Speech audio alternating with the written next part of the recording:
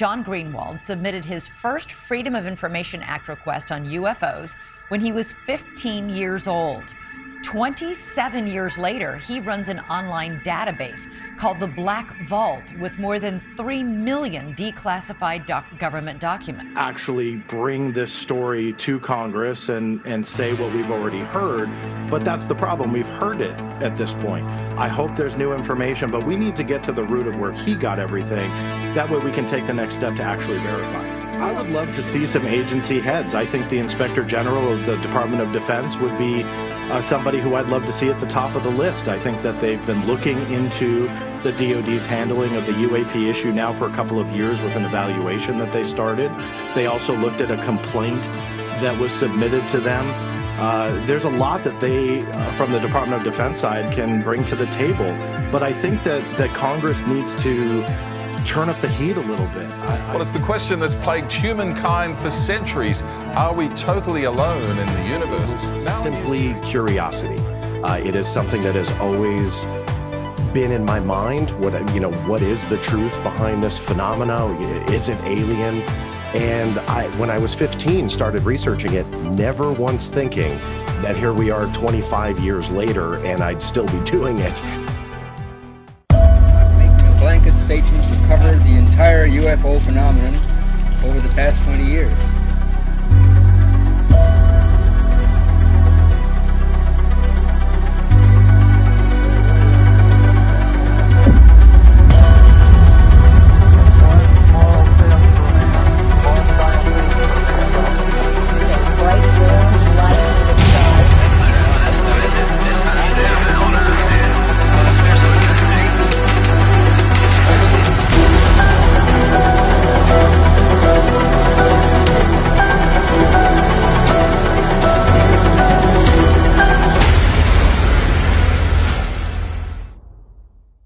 All right, and we're back with John Greenwald Jr., my man. I've been anticipating this interview since the creation of Total Disclosure, and I think I was a little bit too antsy, and maybe a little too not pride. How can I say this? Maybe I was a little bit too egotistical, because you were one of the first people I reached out to when I switched from doing pop culture to UFOs, and but it is what it is. But I'm glad we're finally here. We finally get to have this conversation. Thank you. Of course, yeah. No, thanks for inviting me, and it's good to be here. Thank you. Yeah, and I mean, like I said, the Black Vault is. I mean, I was born in '93. I'm 30 years old. Don't rub it in. What I was getting to was that you when did you begin the Black Vault? When I was 15. So that was 96. I was born in 81. Right. So you've been doing this for essentially my whole life. And you've accumulated. Hey, you're making me feel old today. I'm kidding. Yeah, you look great for your age, man. I appreciate it. Yeah. But you've accumulated probably one, if not, I'm not sure about the actual numbers, but you've got to be one of the biggest sources for declassified or Freedom of Information Act requested documents. Is that true? Yeah, I mean, as far as I know, I mean, I don't compete obviously with the government itself or major universities that have, millions of pages of like congressional text, but privately run, as far as I know, yeah, you're looking at the entire staff. Like for 26, 27 years now, it has been, my love. It's my hobby. It's sadly not my business. I say sadly, I'd love to do it full time, but it's just something I love to do. And like I said, you're looking at the whole staff. Yeah, well, if you ever need another staff member, you just let me know. And I appreciate that. But I really, like I said, I've always looked up to you. And the reason being is because you don't pick a side. You stick to the neutral base, the base. What's the truth? You have always centered yourself on what can we prove? What can we get to bolster these claims, to back these claims up, and you're not one to speculate too far. People in the UFO community, they love to speculate. I mean, it is what it is. But I really want to get your opinion on the current sphere of the UFO community before we get into the beginnings of your career and all that. I want to talk about what's going on right now because in your 26 years of doing this, have we ever been closer to disclosure? I'm sure this is a question you get a lot. Yeah. So it's a loaded question. I mean, first you got to define disclosure, but I assume you mean a admission by the U.S. government that aliens are here, or that there's some extraterrestrial connection to these phenomena that have intrigued us all for decades and decades. Assuming that's what you mean. Yes. I personally don't think that we've been on that road, nor are we now. And that upsets a lot of people. And I don't mean to, but I think a lot of people want to believe that we are on this road to an end point. And that end point is an admission that there is extraterrestrials here and that they've been in our skies and that the government is going to come clean with that. Personally, I don't see that. I haven't prior to like the 2017 era, which I call it the post 2017 ufological conversation versus prior, because I think they are two different conversations. But whichever era you're talking about, I just have never seen disclosure being part of the equation. It's not that I don't want it, but it's just the evidence points otherwise. And also contrary to popular belief, and this goes to your question, where are we right now? We're in a deepening level of secrecy, not lifting. There's no shroud lifting. And why I gauge that, why I'm saying that, is how open the U.S. government is with us right now. And they're not at all. And it's not just based on FOIA. Some of my biggest haters out there, I was about to joke and say my biggest fans, but my biggest haters out there hate that aspect of me where I look at this through not only the legal lens, but just broad strokes as well. And they think I only look at it through FOIA, and I don't. Across the board, that secrecy is strengthening. Obviously, my focal point is the legal end, because that is the way that you can strong arm the government into releasing information. It's what I've done for 26, 27 years. It's what I love to do. I've done over 10,000 cases on topics ranging from UFOs, but you pick the government secret, I've likely done something on it. So that's obviously my special focus. But that really is how the general public can strong arm the release of information. And it hasn't gotten easier. It's gotten harder in the last 5 years. So that should, I think, long-windedly say where we're at. And the government doesn't want to come clean. They don't want to tell us what's going on. And just because we have congressional legislation being written, some of which has passed, some of which we're really crossing our fingers will pass, just because all of that is being bantered about right now, that's not a lifting of secrecy at all.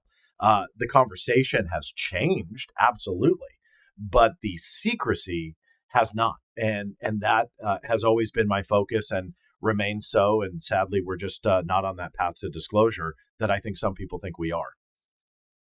I tend to agree because and many people are talking about how disclosure's imminent, how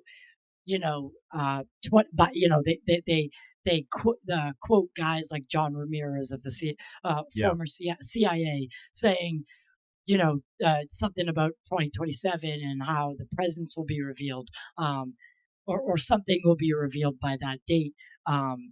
Yet now he's gone underground. So and then with Lou Elizondo, kind of the same deal, right? He gives these very ominous, this is going to happen by this date, and then disappears off the face of the earth when essentially we need him the most. This whole Grusch thing, is what's your take on David Grusch in general? And then we'll get a little bit further into it, because from what I can tell, he's a pretty genuine human being. Yeah. And I think he believes what he's saying is true. Do you think that there's any chance that he's being manipulated? There's always that chance. And I think even by his own admission that he felt that he entertained that idea, but ruled it out.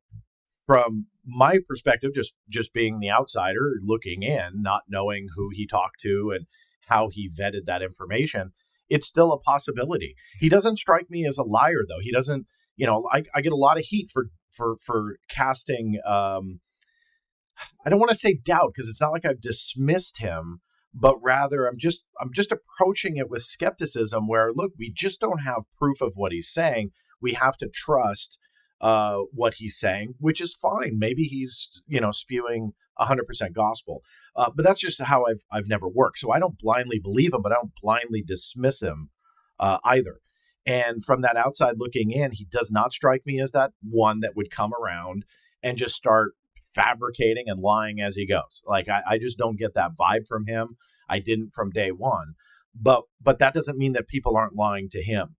And his justification for not being lied to was that they're friends of his. Well, stranger things have happened in the intelligence world. So, I from my perspective, I would not just go, oh, well, they're buddies, so that's fine. Right. That to me doesn't work. It may work for him and it may be true. I'm not here to say, no, that's ridiculous. This proves everybody's lying.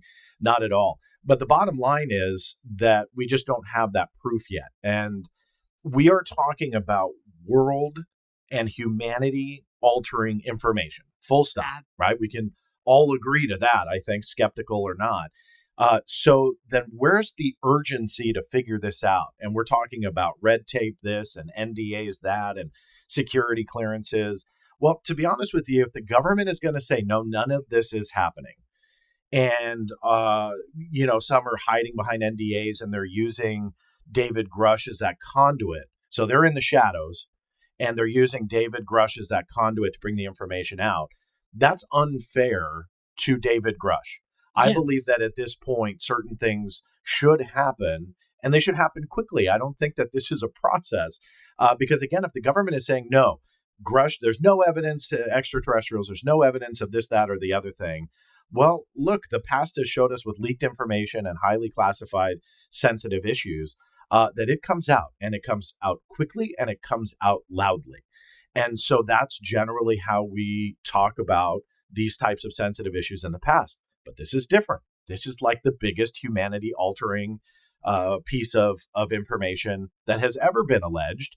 So if there is some kind of proof, some person that can come out, don't leave David Grusch as that lone person that's identifiable. So everybody, attacks him. Those from the skeptical side, attack the poor guy, come out, end this, and just bring it home. Bring us all to that disclosure that so many people think that we're on the road to. Bring that information out. And I'll close that thought with this. One of the silliest pushback arguments on me saying that, and people like me, because I'm not alone, in saying, let's just show the evidence, are these NDA secrecy. He can go to jail. He or she can go to jail if they came out with this information. I don't buy it. Now, we're not talking about troop placements in a country they shouldn't be in, massive illegal drug running operations, all of those types of things. Sure, you can start arguing that maybe there'll be classified information that's being spilled into the open that would be punishable by law. But when you come to the reality of extraterrestrials, and all of this is true, that there's biologics, pilots' bodies, whatever proof that he is alleging, if that is there, I do not believe that there is justification for that classification, which means that there would be no justification for prosecution. And I think that there's a long list of attorneys that would take up those lawsuits saying, you guys for years and years are chastising him, saying no. He comes out with the proof and now you're going to throw him in jail? No way, So I'm sure there's part of these stories that are classified properly. Talk about instrumentation, maybe even locations, stuff like that. Sure. But if you have proof that there are these non-human intelligence, biologics craft, all of that. I do not believe the classification is justified, ergo, you would not have a prosecution.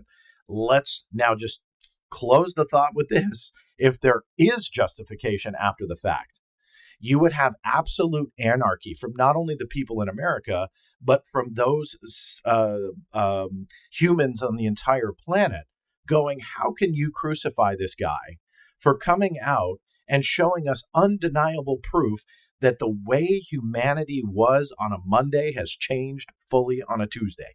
There's no way that everybody would go, well, he spilled classified information. Okay. No way. You would have anarchy. This is not an Edward Snowden situation. That it's not a Chelsea Manning type of situation. Right, those types of leaks, and then name the leaker that's been prosecuted in the past. This is different, and that's where I think the rules essentially are different. So there's a lot of pushback on that mindset, but I stand by it. I don't believe that the people of America, let alone the world, would allow anybody that came out with that type of evidence to be punished. No way. And nor do I believe that the justice system would allow it either. I that's so it's ironic that you say that, because I was literally saying the same thing to someone privately about so did you watch that new it was like a YouTube documentary style from Jesse Michaels? I will admit, as of this recording, watched about half of it, and then it got into a lot more historical stuff. But I was very interested in what David Grusch had to say in the beginning. Yeah, and so after that, because he talks about David mentions how there's still, for treason, you can still be executed, like lethal injection, that kind of life-ending suspension, if you will. I don't buy it. I don't buy that as what is preventing him from talking about. God, I lost my train of thought. What is preventing him from going further and just saying, these are the people that have worked on the program that I've talked to. Why? Because a lot of people don't understand the legal system and Sure. how it all works. What is stopping David Grusch from basically telling the world, these are the 40 people, hostile and non-hostile, that I interviewed and came to the conclusions that I have presented forth? So at the hearing, we, the general public, were led to believe that after the hearing, he was going to give one of the, I think it was Congresswoman Mace, I believe, a list of hostile and non-hostile witnesses. I have yet to receive confirmation or denial that happened either way, so I can't help you to really answer if that happened. But nothing stops him from that. If Congress is requesting that or asking that of him, and he feels that he can name those people, then nothing stops him. But the DOPSR thing is very interesting to me, and it's something that I do have a bit of a background, and this goes back quite a few years, mainly because of Luis Elizondo's DOPSR request to get the 3 videos, what the public was led to believe, released to the public, but we ultimately found out that was not true at all. So I had spent an insane amount of time trying to understand how that DOPSR process worked, exactly what it was there for, exactly how they operated, and spent quite a bit of time doing that. Now, fast forward, David Grusch's very brief summary about the DOPSR process was spot on in the hearing. And I gave him a lot of credit for that, because a lot of people were kind of misrepresenting it.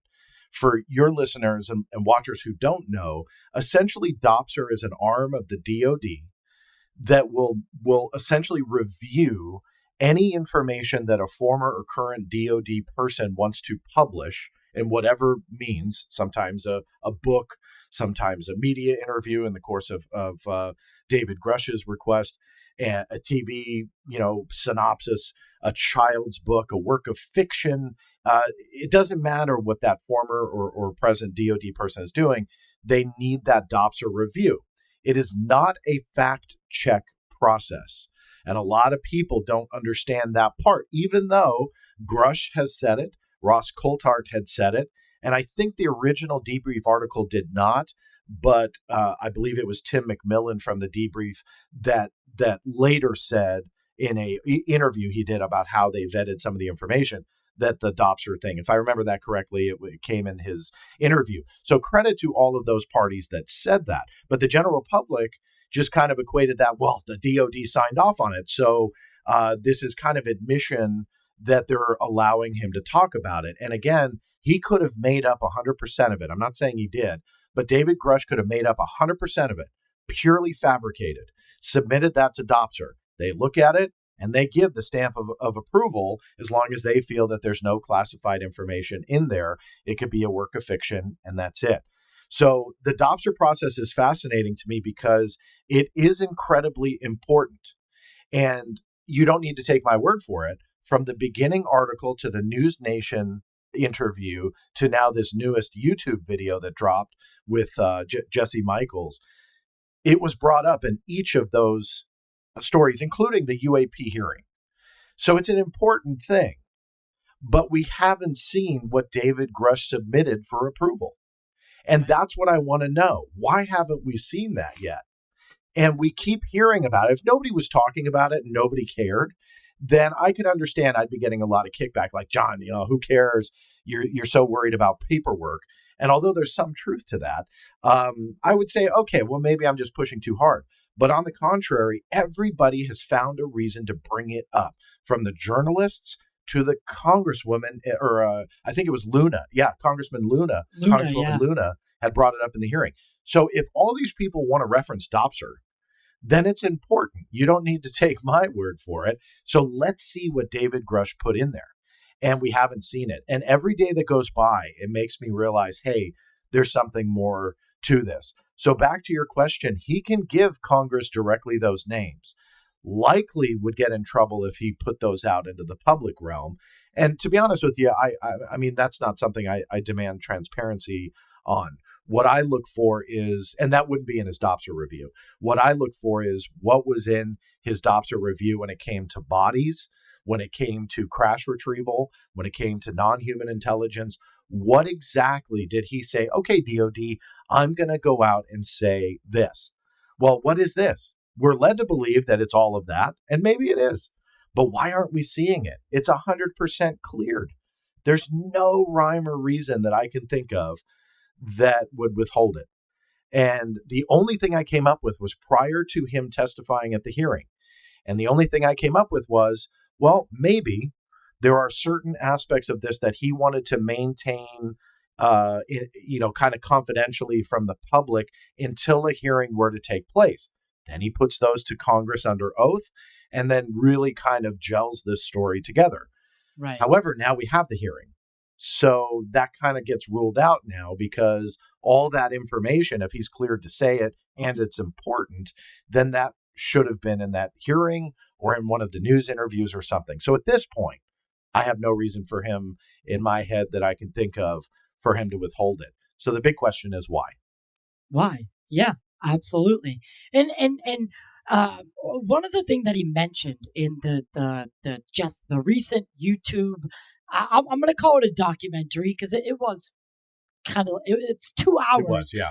It was well done. The production was oh my God, point. So good. I was actually really I was kind of blown away at the quality of it. But he mentions that with all of this, with this discussion, with what is about to come to light, there's baggage that is attached to it. I don't want you to speculate too much because I know you don't like to, but what could that baggage be? To be honest with you, I'm not sure. I did listen to that section of the video pretty closely, and obviously it can go 1,000 different ways, and that's why speculation for me is kind of hard because you can drive yourself mad trying to think of exactly what that baggage could be. I'm not really sure. If there is a concern when it comes to admitting something like this for society as a whole, is that the baggage he's talking about, that there are portions of society that will not be able to handle this, that will start pushing back on government? Because this is an aspect to going back to disclosure that I think a lot of people don't think about. And it goes to the root of why I think disclosure will never happen. It's not only about telling people about aliens and that they've been here, right? It's not only that. I think that there's a big part of this that really focuses on how humanity would change, and that in itself may be what they would consider a national security risk. Right. But step back for a minute and realize it's not all about UFOs and aliens. If all of a sudden the government comes clean and says, okay, guys, for decades, for more than a half a century, whatever the time frame is, we have been with full knowledge. We understand aliens are here. Extraterrestrials are real. We've been communicating with aliens. Whatever it ultimately is that is disclosure. The general population, number one, is going to react to that. But number two, after that kind of sinks in a little bit, the general population is going to ask, well, what the hell else have you been lying to me about? What else is there? Then every conspiracy that has ever come around for decades upon decades, allegations against the government that could be entirely fabricated. The moment disclosure happens that is so big and that they were able to keep that secret for so long, everything is fair game. And you are going to see this epic pushback, call it anarchy, if you will, on the U.S. government, demanding them to release things that could be completely fabricated, but the general public won't believe them anyway. Right. So you will completely destroy any public trust, that little public trust that actually does exist. Right. So albeit it's very small, but you'll destroy that public trust that the general public has in the government. That's gone. And you will have, again, that national security risk of a very upset general public that is now going to believe almost every conspiracy theory that has come up for decades. And so that's why I think that this is much bigger than UFOs and aliens, if that's really what they're hiding, and why disclosure likely won't happen.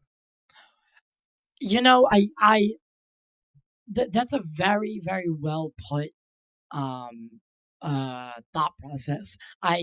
Because I don't think I thought about it like that.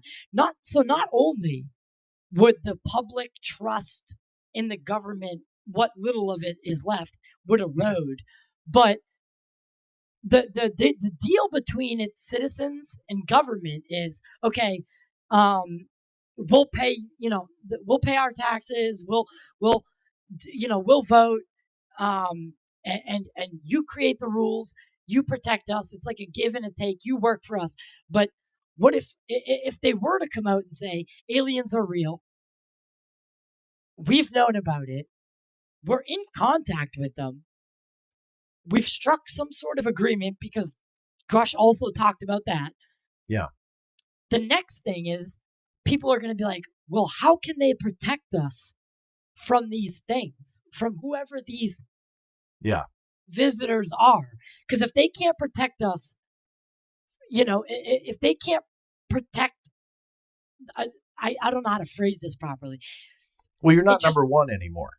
Yeah, as America, and I think where I think you're going with it is citizens have a lot of comfort that we are the number one in the world, the strongest military, strongest economy. We're safe here in the borders of the U.S. The moment we realize aliens are here, all of that kind of goes out the window. You're not number one anymore. So now I'm obviously just focusing on America versus the world, but you're not number one anymore. And then on that global scale, you're not the top dogs in the universe anymore either. So I think that there's going to be the fear, and that's the national security risk honing in on the UFO/alien thing, on where society is going to go, like, how can we push back? And I could see if I may, just really quickly, a skeptical argument to that. Well, if they were going to destroy us, they would have by now. And to me, it's a laughable argument, because look at what humans do. They don't just go out, for the most part, they don't just go out to destroy something just to destroy it. they'll wait until they need something and then they Yes. destroy it. Right. So you're there, you're on the same planet, you're a neighboring country, whatever the situation is, you're there waiting until you need something and then you destroy. And that's the same kind of analogy for me on a cosmic scale, that yeah, they could be here but still be dangerous. Just because they didn't destroy us yet doesn't mean we won't get destroyed in the future. You know, if they need something, that is how intelligence works. And we've got a huge human history to support that the moment we need something, expansion, money, resources, doesn't matter. The moment we need something, we go out and destroy whatever's in our path, whether they be humans or a termite colony or whatever. So we are living peacefully until we need it. And then it changes. And that, to me, from a global perspective to a cosmic one, that's exactly the same thing. So they could be playing nice in the sandbox for decades until they realize, hey, there's something we need, and they'll take it. And that's one of that was one of the things that we brought up with Congressman Burchett when we spoke with him. I don't know if we were the first to ever ask a sitting Congress member what Congress would do. What could they do if they found out that the abduction phenomena is real? And he had no words. There's nothing that he basically said that there's nothing that they could do. And I think that's a really terrifying thought. I think that's one of many terrifying thoughts that would come about after a disclosure or a coming out moment for the U.S. government to say, yes, this is extraterrestrial. Because again, the general public is just going to go back and look at every allegation ever made, abductions included, and then start asking those questions and not taking no for an answer, because then your credibility from the side of the government is just out the window. So true or not, the general public will likely believe it anyway. And then that fear will be real. Absolutely real. And I don't, with this whole David Grusch, I call it the David Grusch saga.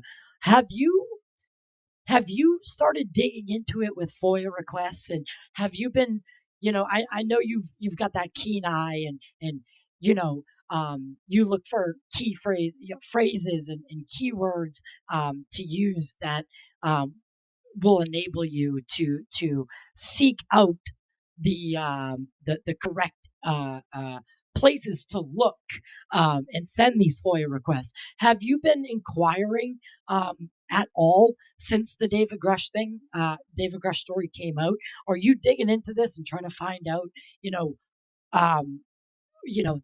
all the stuff that we've already talked about, the people he talked to, the implications, the national security risk, like all of it. Have you been looking into it further? Absolutely, since day one. Yeah. Okay. What I do is I very much, like you just said, I look for those little things to pick up on, and then just kind of go for it and start picking it apart. And from that first day, started with where he was said to have worked, gone to those agencies with various FOIA requests seeking out information. Now, sadly, it's only a couple, the story overall is only a couple months old, and FOIA does not produce results quickly. But especially with something like this, they're going to take extra care to review to ensure nothing's going to go out that can be misconstrued. And we have documented evidence that the public affairs office inside the Pentagon for the DOD was kind of watching FOIA releases throughout different agencies to ensure that, let's say, somebody used improper wording or phrasing, that it couldn't be twisted and contorted by the general public to mean something that it didn't. So they were kind of overseeing that process. Of course, online banter got a little bit out of control, that one particular person was was essentially calling the shots on releases. That was not the case, but more so just monitoring what went out there. So with that being said, that all slows down an already slow process. So I don't have anything that I can show you documentation wise, but I can tell you that, yeah, there is a growing number of requests that I've done to kind of dig into what David Grusch was doing, because away from the grandiose claims, his resume is solid from my point of view at this point, meaning that we know he was at certain agencies during certain times. He submitted his CV to Congress for publishing, which I was a little surprised to see, but that was submitted as his bio. And number one, it's incredibly impressive. There's no there's no arguing that. Nobody can look at it and go, wow, this guy wouldn't be in a position to know anything. No, quite the contrary. He was in some great positions, and I'm sure he knows a heck of a lot. But the more grandiose claims, that's where the big question is. But that CV can be used to say, okay, he was at this agency during this date, this agency during this date. And that very much helps me fine tune those FOIA requests to hone in on what emails were he sending with certain keywords, what reports were he generating, if at all. Was he talking to Jay Stratton, very highly likely at the U.S. Navy when he was head of the UAP task force. All those little dots you start to connect when these types of articles come out. And the most interesting things that come out is when you really start digging into the email boxes and you start putting things together. And I was driving myself nuts after years of doing this, not only with the David Grusch thing, but UAPTF, Aero, AOI, MSG, Luis Elizondo, ATIP, OSAP. And there were so many acronyms, number one, but number two, like so many different aspects of the story. I was pulling my hair out trying to keep it all straight. So Right. I just started building this timeline, which is now publicly available, tied into every government document that I've gotten released on key parts of this saga, and put them all on a timeline. And you can actually go in there and see for years and years and years, and it's getting quite large. But you can see the whole timeline and how it kind of plays out, and when Congress was briefed, when reports were made, when certain key emails revealed that certain people were doing certain things. I would take those, extract them, put them in the timeline, and it really helps things make sense. So I'll send you the link, for your users as well. But it's a great resource because you get to start putting these puzzle pieces together, and that's what I did with the publicly available information on Grusch's CV. And then when the documents come in, we'll start piecing together essentially his career when it comes to the UAPTF/UAP work that he was doing, and then see where he was at and see what we can piece together. Won't be 100% of everything, but we can definitely get a bigger picture. Definitely, absolutely. And one of my fears, and I think this is, probably one of your biggest obstacles, is that the military industrial complex exists, right? So how do you keep information from the public in a world where Freedom of Information Act requests are a thing? Well, you put it in private aerospace, because we can't go and FOIA Lockheed Martin. So do you have a fear that most of, if not all of the real big secrets, technological breakthroughs, and all that is being held in private aerospace or other companies that we may never even have heard of or knew of? I'm glad you brought it up. It's a great topic. It's pretty complex. I will say before I go anywhere, look, I'm not dumb. If they want to hide something from FOIA, even if it's not in the private sector, they're going to do it. So I think that the idea and concept that that's what they're doing, and that is a big topic of debate this day and age, that it's just all being funneled to the private sector. I'm here to tell you that, look, if they want to say that they did a search for something and found nothing and they lied, there's no repercussion for them doing that. So Right. they can. is the bottom line. So they don't have to go to those lengths, to be honest with you. If they want to hide something from FOIA, they ultimately will. You get into then the appeal process and litigation, which obviously changes things to a point.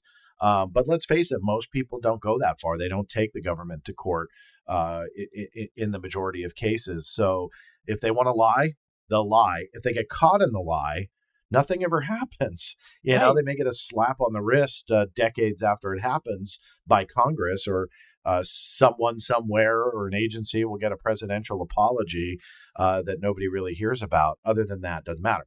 So with that preface, is it in the private sector? Well, there's kind of a misconception about that idea because, yes, you're absolutely right. There are certain aspects of programs that will be off limits if the U.S. government is essentially contracting out even reverse engineering information or advanced technology or whatever it might be. Right. There's some truth to that. However, there are still contractual deliverables that go from the private contractor side back. So even though you will not be able to get 100% of everything, the FOIA will allow you to go ahead and get an awful lot. Because every time there's a communication from the private sector to the government, it automatically becomes FOIA-able. Doesn't mean it's releasable, but it is FOIA-able. Now, to prove that, I received BASS, the Bigelow Aerospace subsidiary for the OSAP contract, received emails from BASS through FOIA. No way. And so there's my proof that I'm not just saying that, but rather you can get them. And I got BASS communications with the FAA when they were requesting the UAP reporting procedure in the FAA's manual be changed. And that likely tied into their time frame roughly with OSAP. And so I was able to show all of that through FOIA. The same is true with other contracts as well. So internally, if company X has a couple employees just communicating with each other, sure, that's not going to be a FOIA-able. If they CC someone from the government, it does. Or if they communicate back and say, okay, after this 6-month contract, here's the final report, that's FOIA-able. Here is the final deliverable, whatever that may be, that's FOIA-able. So as long as it's not a grant, and then the company is just, put out to the wind to do whatever they want, those contracts are going to be FOIA-able for the most part. So you will be able to get a lot. And just the other day, I got the contracts for Sancor, the corporation that was paid a couple of millions of dollars to go into the DoD and work for Aero. So what I got was the complete breakdown of what Sancor was doing for Aero, which included a lot of administrative stuff, but also data tracking and even FOIA request processing and quite a few other things. My whole point is even though they're outsourcing that work, there's going to be communications between Sancor and, let's say, a Dr. Sean Kirkpatrick. And what happens in that moment? 100% FOIA-able. So there's that misconception that, it's all hidden in the private sector. But there's evidence to show that's not entirely true. Partially, but not 100%. So bottom line, could they hide things in the private sector? Sure. But the even more bottom line is it doesn't matter if it's in the private sector. If they don't want it to come out, there's even legal ways to shield it. So let's just say they're just never going to lie, which we know is not true.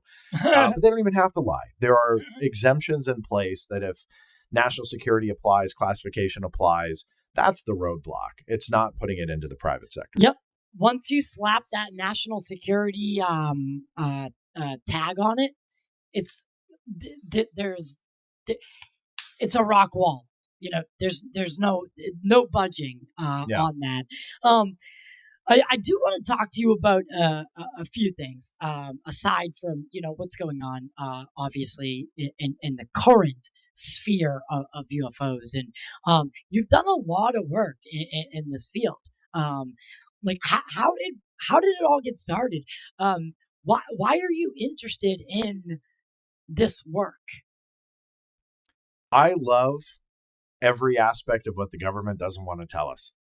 And when I was 15, even before that, when I was like 14 years old, got fascinated by the topic and by the UFO topic, that is. And then when I was 15, learned of the FOIA. And then when I was waiting for UFO documents, I'm like, oh, I wonder what they have on JFK assassination, biological weapons, nuclear weapons. The list goes on and on and on. And as the months and years went on, I was literally tackling every government secret you can imagine. But then on top of that, watching current events also. So I was going after present day contracts, had started writing different stories about non-UFO related things. Vice News had profiled, which was a huge, probably one of arguably the biggest stories that I ever broke, was one of the documents that justified the Iraq War. And it was essentially breaking down the reasoning for it. And Vice News had profiled that, and it was a huge worldwide story at the time. So point being, I just am fascinated by what the government doesn't want to tell us, because if they don't want to tell us, there's a reason, and I want to find out. I want to find out what they're not telling us. I want to find out what the reason is. I mentioned the haters a lot, but there's a reason I bring it up. They hate me because I love the minutia. And I love every little tiny detail. And they say I nitpick too much. You're damn right. I nitpick too much. And it's because the minutia and the nitpicking is actually what produces the biggest results. Absolutely. And, when you really dig in, we all know the name Jay Stratton, right? I mean, we all know he headed the UAP task force. He's making appearances now at various conferences. He's out there in the spotlight. But what is not known is I had discovered him through FOIA in like 2019, 2020, and realized that I couldn't prove it at the time, but I knew that he was very closely involved in the UAP research work. And another big story that I had written that got quite a bit of press was when, and again, in this day and age, it's like, really, like, who cares? We all know that. Well, at the time we didn't. And it was the end of roughly, I think, 2019. I could be combining some years here, but it was a few years back. And it was when the Navy had told me in writing that the FLIR, the gimbal, and the GoFast were all unidentified. The Navy had no idea what they were.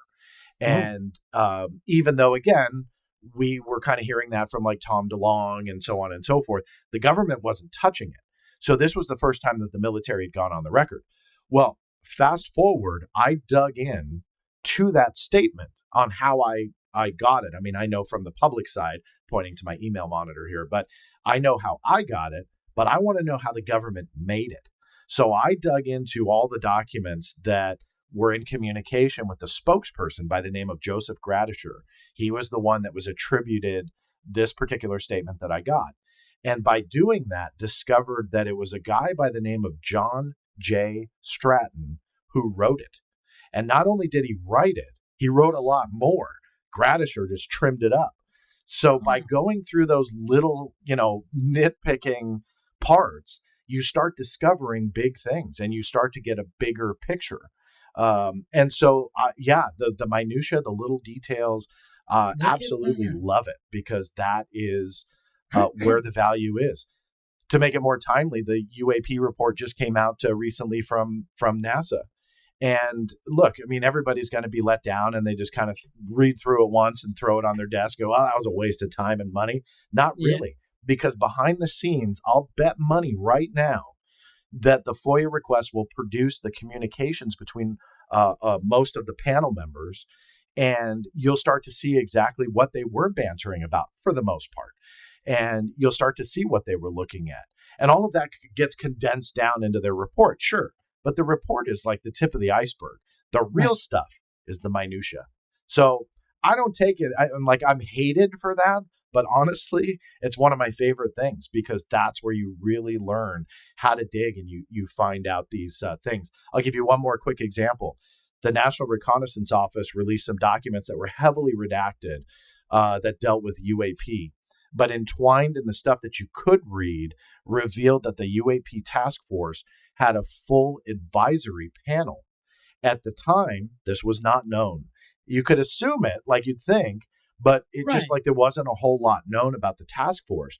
But the moment I saw that there was an advisory panel, and it was only one line out of this whole thing, it didn't label who it was, you pull that out and go, okay, you just start drilling down into that too. And I filed cases with the U.S. Navy because the UAPTF was being tasked over there at the time to try and figure out who was on this advisory panel. And I put that out online. And I know that it kind of turned some heads because nobody was talking about beyond just kind of that core UAPTF, but nobody knew what it really was. Right. This opened up a bigger opportunity to figure that out. So although the case is still going on, I'm hoping to reveal some more names on what people were doing, but more so who they were. Do you think that, all right, there are people in this field who are clearly here to make money. They are clearly taking advantage of people who want to believe. We don't have to name them, but a lot of those guys, women, and so on and so forth, they tend to attack people like you. Why, if we're supposed to be united in this front, and the work that you do does help a lot of people in their research and investigations and yada yada yada, so on and so forth, why have you gotten this rap as a stray away, somebody who doesn't want disclosure, doesn't like they basically see you as the enemy when I don't think that's the case. I appreciate that, but you're right. Some people do. Bottom line, and joking aside, I think there is a number of people. There's a percentage out there that wants the truth, but only their truth, not the whole truth. And what really upsets them about me is that I want the whole truth. It goes into that minutia thing again. I want everything. I don't want the final report. I want everything that went into the report. I don't want the unclassified version of the report. I want the classified one that you sent in. Those are the types of things that I think people hate about me, because I don't just take 50% that supports my viewpoint and then walk away and go, ha ha, told you. No, right. I want 100% of it. And if that 100% challenges what I believed on a Monday and it changes on a Tuesday, well, so be it. And that's what upsets people. You know, I think that there's a misconception by those same groups of people that hate me for that they think that the truth like resides on eggshells. So like, don't throw anything at it because like the whole thing will crumble down. No, the truth doesn't hang out on eggshells. It doesn't sit on quicksand and you give it a little nudge and it's just going to go away. Quite the opposite. You could throw everything at whatever the truth is, whatever the topic, and it will survive. It'll come out the other end completely unscathed. So there's no John Greenwald or Mick West or, anybody out there that can throw some skepticism out there and just destroy the whole thing. It's just not going to happen, except when you're dealing with things that aren't the truth or they aren't the full truth. And that's what I think scares people about me and people like me. I'm not a lone wolf here and trying to play a victim, but rather they hate that. And I think that on that note, they're also very much in the camp where if I debunk something or don't essentially support the whole narrative being thrown out there, that's damaging to them. And so therefore I'm the villain. And sadly to that group, and it's a growing group. I mean, they're loud voices. It's not the majority of people out there. I think it is the minority, but it is a group of people that they want to hear someone like David Grusch and just automatically believe it. And who knows? Again, I am fully willing to admit he could be absolutely spewing 100% gospel truth. That's it. Like I'm not here to say he's lying. But we should still challenge it. And recently on social media, going back to your DOPSR question, although I complimented him earlier in your show about how he kind of summarized DOPSR in the UAP hearing, in the recent YouTube video with Jesse Michaels, sadly, I think he very much mischaracterized the process and how it could have unfolded. And by doing so, he created what he called a catch-22. Yep. And I respectfully disagreed with that.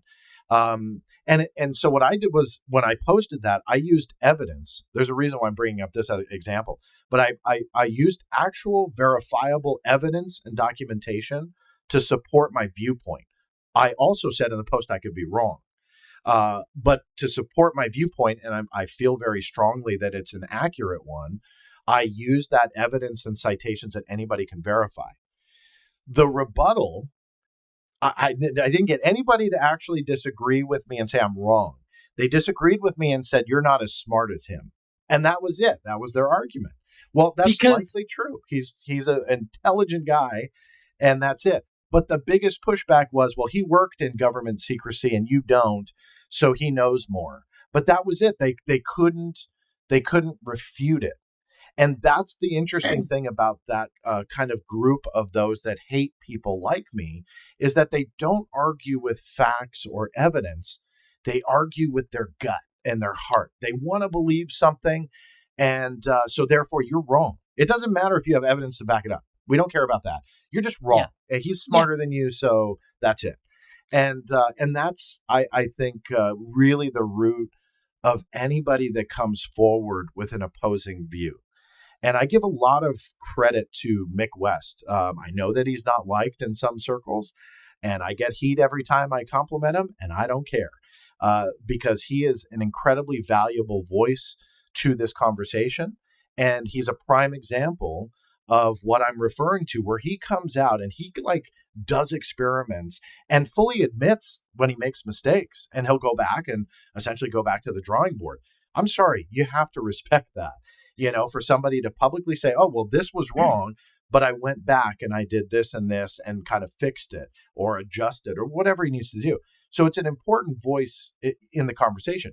But the vitriol that's just spewed his direction is not based on evidence, but rather, no, you're wrong. Right. And that's not a valid argument. So I don't get I get the hatred, but in the same breath, I say, I don't get it. I could be wrong. Just fight me with evidence. I've had Mick on the show. I respect him so much because, what he does is a very valuable thing.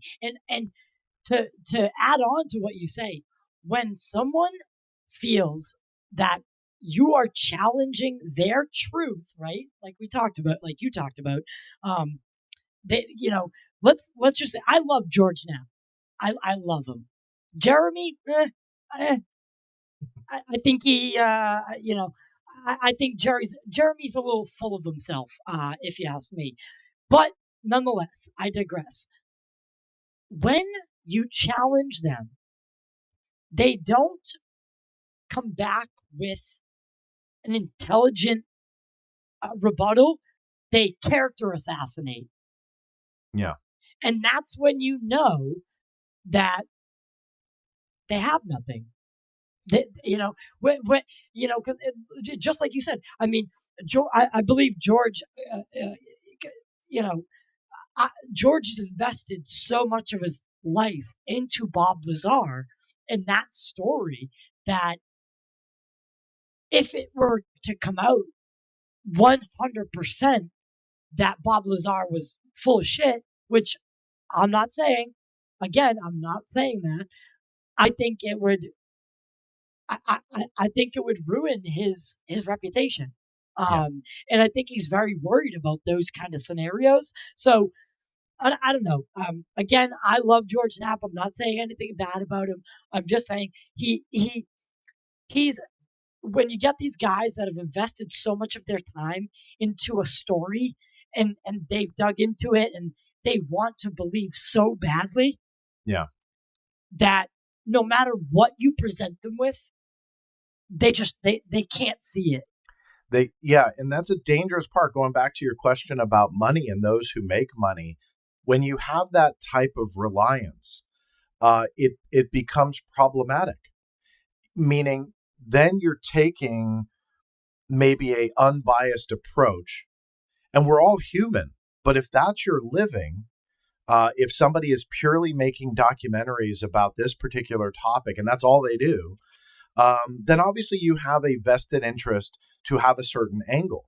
Because look, I'm here to tell you, I could have 12,000 times the subscribers and the viewership and the internet engagement and the Patreon members and so on if I just fell down, sacrificed my pursuit of the actual evidence, right? Of really, truly supporting evidence, and then just started blindly believing certain things and just putting them out there as gospel truth. My reach, followship, Patreon members, income, and everything would multiply 1,000 times over. And I don't believe in it. And I think that that's another thing that kind of bleeds into the hatred for me is this isn't my job. I love it. I've written a couple books, but anybody who's written books knows you're not going to be able to support your family unless you're like a bestseller. And I'm not. Right. Very far from it.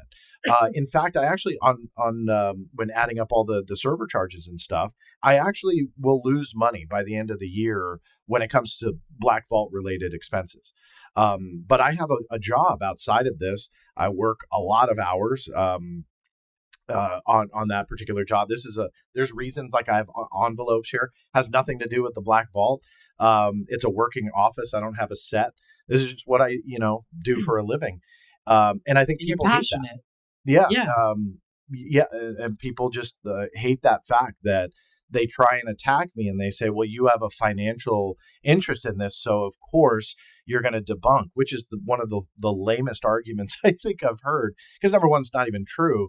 But number two, nobody takes into account that you would make 1,000 times over by believing versus like being skeptical. And so people just look for those things to throw at it. But with that said, those that do have that vested interest, the financial stake into ensuring that their brand stays their brand, then that really throws in a lot of questions. Now, George is obviously an established journalist who works for a news company. So just for the record, I'm not referring to George Knapp in this. But when it comes to the portion of George Knapp that does the Bob Lazar stuff and the Skinwalker stuff, yeah, I'm sorry. Then we have to start, looking at that, because he obviously has, quite a few products under his name. So I think that there should be more questions asked. Doesn't mean that there's anything nefarious going on, but it means there's a brand there. So pushback is needed, myself included. Even though this isn't my job, I invite people, push back. If you don't like something that I say, I don't like echo chambers. So push back, not a problem, but at least give me the opportunity to respond.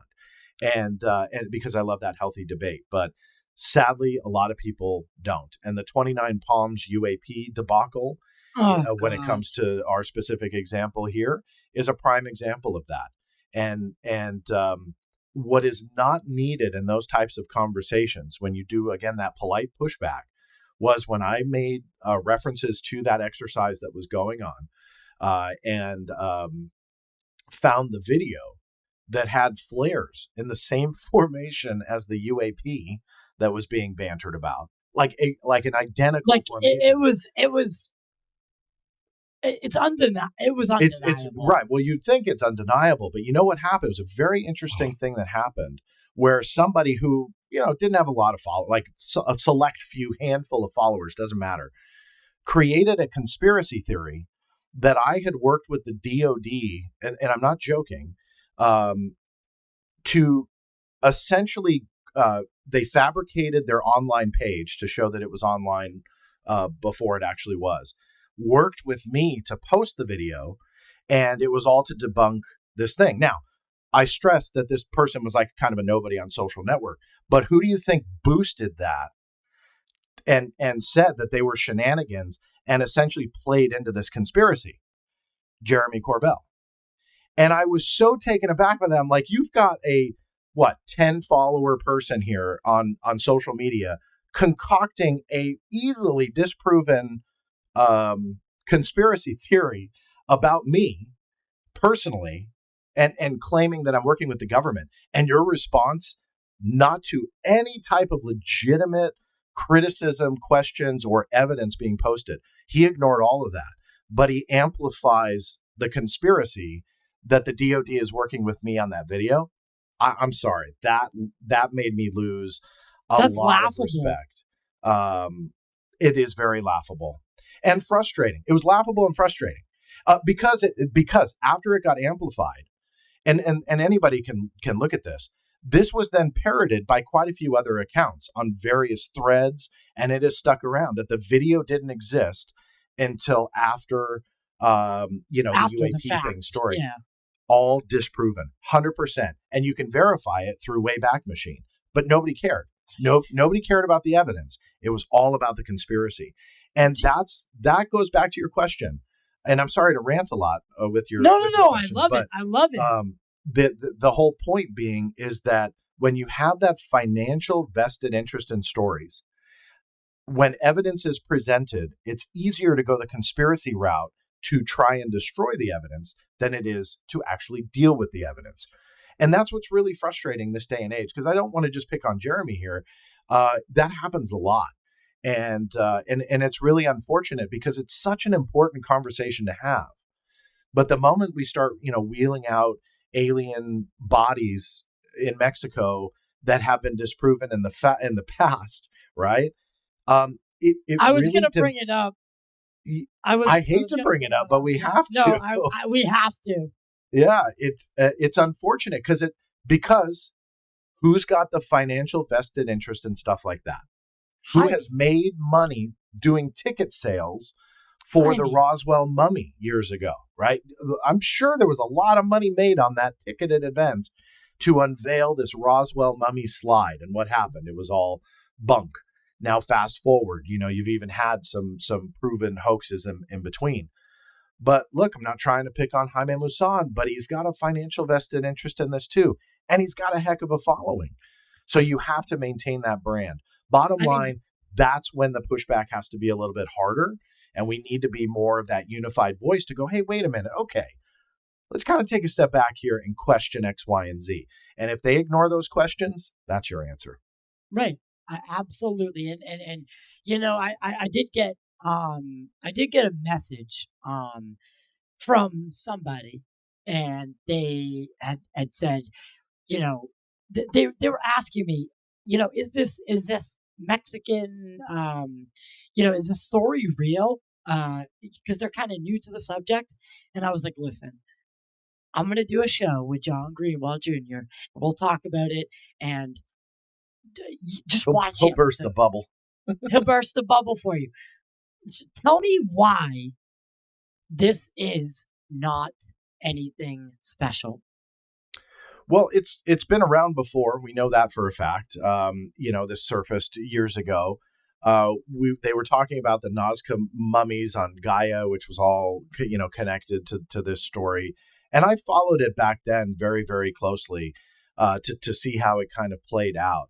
And it was easily destroyed. There was a guy on YouTube that, again, did not just surface right after the story surfaced, but rather provably had this history of making these types of mummies out of various bones of animals and so on. There was one video breakdown. I'm still trying to figure out exactly who the guy is. That's why I haven't posted it as you and I have recorded this anyway. Haven't posted it because I just want to figure out who the guy is. But it's definitely circulating. From what I understand, he's somebody with quite a background on this, and at that time had created a breakdown with great visuals showing how the bones in the structure of the mummy were actually various bones from various animals, some of which were reversed, essentially put together like a puzzle or a paper mache project, a craft, if you will, and just kind of made this mummy. So there's a lot of evidence to go against what these mummies are, what these bodies are, and it all ties into that. But let's just for a second take ourselves away from that and look at the root of where this story came from. And look, I've met Jaime quite a few times over the years. We've lectured at various symposiums where our paths have crossed. He's a good guy. Yeah, I don't have anything bad to say about him personally. But what I will say is there is a history there that is not only controversial, but on top of the controversy, you do have proven hoaxes. And that's where you have to really start looking at the root of when claims like this are made. It's like, okay, well, where's this rooting from? And when you look at the past, where you have that Roswell slide, which I brought up, which happened to be, and it was later discovered what museum it was, a picture from a museum with a placard and everything that identified this little child's body. That's really bad. But that's only one of a very long list of things that have been disproven over the years, all rooted to Jaime. So not to pick on him as a person, but rather you need to look at that history. So now when these things get wheeled out, it's like, oh man, here we go again. Like we've gone through this song and dance. And what's interesting for me, just again, going through so many years of looking at these claims, but actually seeing Jaime, I had to introduce him. I used to MC for MUFON's International Symposium for about a decade. And one of the symposiums just landed not too long, if I remember, after that Roswell slide debacle. And it was really controversial that he was there and that MUFON would support him after that and this and that. And he was able to kind of speak his piece at one of the panels that I had hosted. And to his credit, essentially just, I think he had a mea culpa, I think, if I remember correctly. But I know that he was fairly stubborn on the whole thing after others had apologized and said that, hey, we thought this was something it wasn't. He was pretty still stuck on it. So point being, like, just seeing that for so many years and seeing the different claims and seeing how things are misconstrued and so many, again, hoaxes, it's an important discussion to have. And it's, I posted that the media was largely not going to do their homework. And for the most part, they didn't.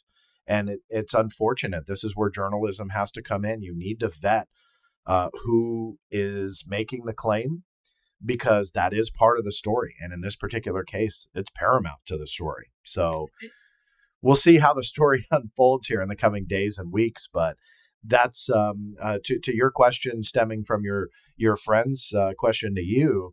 That's why you have to really sit down and go, okay, I mean, if there's really alien bodies, why are we hearing about it in an event like this organized by Jaime Maussan? You know, I mean, with all due respect to not only Jaime, but all those that were part of this, I think you would go to a worldwide recognized scientific institution and do a press conference there with numerous people from numerous backgrounds to back you up. And I know that some people will argue that that's what Jaime did. He had different people from different backgrounds. But I can tell you that some of those people, at least one that I definitely know of, was tied into these past, now proven hoaxes. So you can't really look at it on the surface and go, well, he's got a degree, John, so it's got to be true. Sadly, that's not how that works in these types of stories. And that's where you just have to drill down. And sometimes it's not an easy answer. Yeah, Stephen Greer is a literal doctor. And we all know that. We don't have to go into it, but I mean, the guy, he has done some shady stuff, and he, I think he's one of the ones who brought a mummy to, or something similar to Gary Nolan. Gary Nolan comes back and says, "Listen, this is human," and then Greer chastises him and says that, this guy has no idea what he's talking about, all junk science. And it's like, no, he told you what his conclusions were. They didn't line up with what your narrative was. And now you're challenging him on it. Yeah. So again, to your point, we need to look who's presenting it and who stands to gain from the story, right? And in this situation, it's Jaime. And Jaime has been he's like a celebrity in Mexico for UFO and UAP related topics. And it baffles me that this is actually making headlines. Yeah, baffling in a way, but not surprising. I mean, look, it's sexy, and that's what it comes down to. And I have over the years harped on journalists and media outlets a lot. There's some great journalists out there that work for some great media outlets. And on the contrary, there's some horrible journalists out there that just essentially parrot what is sexy. And that's it, with no vetting at all. This is a sexy story. I mean, on the surface, it's awesome. Mexico's Congress, alien bodies rolled out. But who suffers? And that's the part that I think some people don't realize, because David Grusch is being tied into it, even though he has nothing to do with it. And let me stress that. He has nothing to do with it. In the eyes of journalism today, it's Jaime Maussan, alien bodies. Oh, by the way, David Grusch said non-human intelligence, dead body pilots, stuff like that. It doesn't matter if Grusch had anything to do with the story. The media connects it. So to the general public outside of the UFO discourse online, that's connected. Ryan Graves knew, to his credit, this was a debacle. So he texted, and he was physically there testifying. I know. So he, to his credit, posted essentially that next morning saying, I'm paraphrasing, but that it was a setback, that I think he called it a stunt. And so, look, I mean, it's pretty clear that those that are involved in this conversation consider it bunk. But to journalists, for the most part, they'll just do that surface story. David Grusch this, Ryan Graves that, and then that's it. That's the end of the story. So those are the ones that suffer. So despite my skepticism to David Grusch's claims, I'm here to support the fact that we need to push back on these bigger claims and get rid of them. The conversation may not be as sexy, but there is a part of this conversation that should be had. There is evidence out there that may not be as sexy as alien bodies that were found in a Peruvian mine. Sure, not as sexy, still interesting though. And that's the conversation. So these types of stories do more damage than I think a lot of people realize. And even though the core, like UFO Twitter, I know it's X now, but I can't call it. I can't get on board with it. Yeah, it's so hard to say, but that said, sure, maybe like the vast majority just kind of rolled their eyes, but I think more people need to speak out and say, hey, this is damaging, because let's say David Grusch is telling the truth and spewing gospel. Well, these types of stunts, because they get worldwide attention because they're sexy, they hurt in the end, because the story will fizzle out, just like the Roswell slide mummy thing, the Nazca one that was aired on Gaia. All of that it just fizzles out, right? That's going to happen here. So what damage, what shrapnel is going to just go out from the center? Who's it going to hit? Right. And that's where I defend people like David Grusch. Like, let the poor guy state his case, which he has. So now let's take action. Don't connect him to the alien body story that is silly, but the media does that. So, and that's why, look, I've been known to speak out about journalists like that. It's the copy and paste journalism that I've talked about for years. And that's exactly what happens. And these alien body mummies, arguably, I didn't count the stories, but would bet money that even within the first 24 hours got more publicity than David Grusch after he came out. And that's what blows my mind, is that a guy like David Grusch can come out and literally have the CV, the resume that he has, that alone should give everybody that notion of, okay, let's hear this guy out. No matter what, his resume, we at least owe him that, to hear what he has to say. He comes out, he says all this stuff, and the media, aside from the debrief and, the UFO community-based journalism faction, aside from them, the story's not really covered. It's nowhere. But then this fake mummy thing, comes out, and it was on my MSN feed, like MSN homepage. I was like, how is this real? How is this real life? And do you? I have a question for you. Do you think that that's done? Do you think that the media or some? I know this sounds really, really conspiratorial, but do you think that because it kind of always happens this way, something big will drop, right? Something that might have a lot of truth to it. And then all these other fake stories kind of just show up alongside with it. And in the end, it's all lost. Like the David Grusch story is lost because of the Las Vegas alien and the Nazca thing and all these other stories that have popped up since David Grusch came out. And we've seen this before. It's, do you think someone's, again, it sounds conspiratorial, but do you think that the media is trying to miscue it? I chuckled when you brought up the Las Vegas 9-foot tall aliens story, because I forgot about that one and the person who originally broke that story. But whatever, who ran up go there. Do I think that it's the media? Look, I mean, plain and simple for me, because there's some people that allege it's a cover up conspiracy, throw a bunch of mud out there to cover up, the David Grusch. Personally, I think it comes down to this: UFOs are a hot topic. Plain and simple. Aliens are a hot topic, plain and simple. So to the media, in those media cycles, when something is hot, you do as many related stories as you can. And you latch on to the popularity. And then in the process, sadly, things get overshadowed. Because when you look at, like, let's say this 9-foot tall alien, whatever, going through Vegas, which we know now was a silly hoax, and that's profiled around the same time. Well, I hate to say it because it is a hoax, and you can check my social media feeds. I don't think I ever even posted the fact that he was being bantered about, let alone like dove into it, because it's silly. Those are silly stories.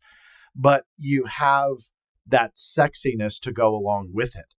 Like you had this kid, that the 911 call to a media outlet. That is gold. Truth or not, doesn't matter. Like, I'm sorry, I'm calling it sexy, but that's not an endorsement. But that's sexiness to a media outlet because they've got 911 call.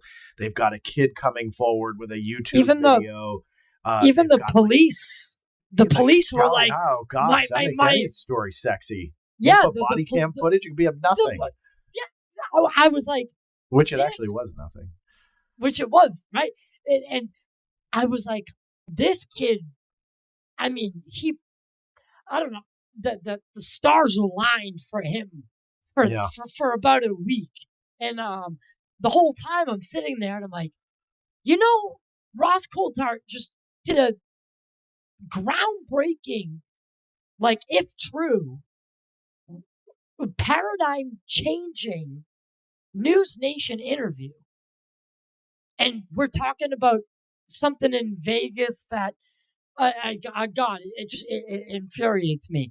No, I'm with you, but I think the bottom line though is they latch onto it. I mean, I would hope to think that there's nothing else malicious or nefarious going on, whether it be on the side of the media or the government trying to do something. I just think we give the government too much credit for getting involved with such a scheme and plan. And then when it comes to the media, I don't think it's nefarious. I think it's just more so they want the hits and clicks. And that's truly the industry that wants the hits and clicks. I mean, I think we can all agree on that. So absolutely, to me, I think that's what they're looking for. Do you what are the cases? Because we can go. We can go for hours on that. But for someone like you, who can be a little bit more skeptical, what are the cases that you really, really, really think might have genuine aspects and truth to them? Like, what cases stand out to you the most? That's a great question. Present day stuff, it's the stuff that is being referred to but not released. So, I mean, I can't tell you dates and locations, but for example, Kirkpatrick talks about what he labels as the truly anomalous cases, but those are all under lock and key. Instead, we get, some, oh, we can't identify this one. And it's some, orb going through the sky that Mick West believes that, he can identify. But the DOC goes, oh, we don't know what this is. And then we get a couple that are like, this is a commercial jet. That's what we see. I don't care about any of that. I want to see the ones where he is telling under oath at the hearing, oh, yes, we have a very small percentage of those that are very anomalous. Those are the ones that I really want to get my hands on, that I feel that there's much more to the story and more validity to, I would say, giving more credence to a grandiose claim is kind of the easy way to put that. But history is also filled with other examples of things that we just can't explain.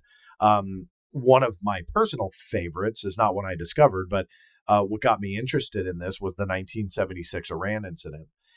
And I think anybody who reads that 4-page government document can realize, okay, like this is something that's pretty darn fascinating. I mean, could it have been easily explainable? Sure.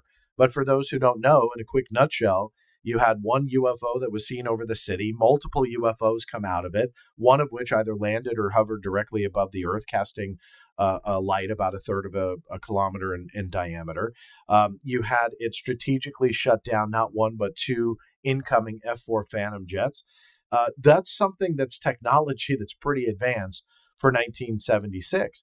So when you see that in a unclassified intelligence report, you go, wow, that's pretty amazing, because I can read it. Like, that's the more amazing part to me too, other than the case itself. But on top of that, you can read it, and then you juxtapose that with literally thousands of other pages of UFO-related documents that are completely blacked out. You start scratching your head and going, wait a minute, if I could read this amazing case that happened in 1976 over Iran, then what the heck is all of this? So I think that there's a lot of I would say, interest for me in what happened there. And sadly, we'll never know. I don't think we'll ever know the answer. Another one would be a really famous one that I think everybody would recognize. The Socorro one has always been intriguing to me. And I think it's less about my personal intrigue to it, but more about the fact that I was friends for many, many years with the late Ted Phillips. And Ted, if are you familiar with Ted's work? Yes. Yeah. So very evidence-based, hard. Sorry. I was going to say, if for anyone who might not be, would you mind? Sure. Yeah. Of course. Yeah. He was an amazing researcher that worked under Dr. J. Allen Hynek, and he was very, very young when he met Dr. Hynek, and Hynek obviously being the scientific advisor that went from kind of a skeptic to a believer through the Project Blue Book era, came out of Project Blue Book and started his own UFO organization based on what he saw. Well, Ted Phillips studied under Hynek and then kind of continued his work in what they labeled trace evidence, the physical evidence left behind. And one thing that I've done in my past was I produced and directed and wrote a lot for like History Channel and Discovery Channel for quite a few years. One of the shows I did was all about Ted and the work of Dr. J. Allen Hynek and the physical trace evidence. And we actually recreated the Socorro, landing and what Lonnie Zamora saw that day. And Ted was really into that case. And so again, I had a personal intrigue, but when I added in Ted's background and kind of how he was as a researcher and investigator, and how he was so into the physical evidence that he could show you, not the, well, Billy said this, so it has to be true. It wasn't about that to him. And I remember when we shot shot the show in his office, I got to fly out there. And again, I'd known Ted for years, but I'd never been to his location at his house. And I'm telling you, it was just like kid in a candy store for me, because I go in and you see Ted's office and his archive and dirt samples and analyses and file folders and stuff spilling out of cabinets. It was awesome. It really was. So Socorro sticks out to me a lot as well, and maybe one that, can never be explained. The last one I'll throw out, really in no particular order, and there's a few I can mention, but since we're talking about Ted, in the show we did the Val Johnson encounter as well. Are you familiar with that with that case. So I'm Val actually Johnson not. Yeah, so I'll have to dig up the show and send it to you because you'll recognize who Val Johnson was in the recreation that we did, which would be myself in a much younger version. But it saved a lot of money for me instead of hiring an actor to just kind of put myself in, some of the roles. So because we didn't have the budget for a lot of actors, yeah, and you don't have to pay day rate. You would have to pay day rates and stuff like that. But I was able to say, okay, don't pay me. I was just the producer or writer or both, and that would justify it on the line item. But to further that story, I actually got locked into it because we weren't planning on doing a recreation. But the story with Val Johnson is that he was driving down a road, saw a UFO come in, essentially hit his car, and then bounced off and made damage on the car.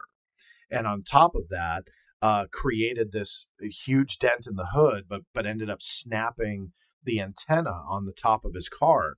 And he ended up, just kind of going off the road. And it was a big encounter. And Val Johnson didn't want really any attention after it. They did some media shortly after. I forget exactly what year it was that it happened, but it was like 1970s. And so Officer Johnson, just kind of fell off the map. But that was a case that always intrigued Ted. Well, what was interesting was when we were producing this show, I had found out, because I didn't know before I started producing it, the car was still around, the squad car that was hit. And I think it was a 1974 Ford LTD, if I remember correctly.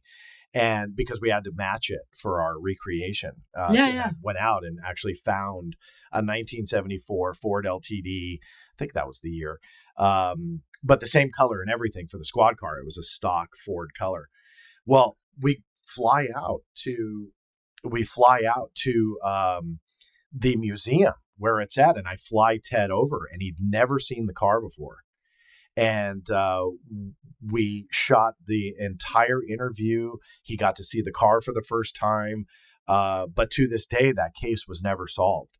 And it was fascinating to kind of see the reaction of Ted over the years, because he had obviously researched the Val Johnson stuff a lot, but had never seen the car.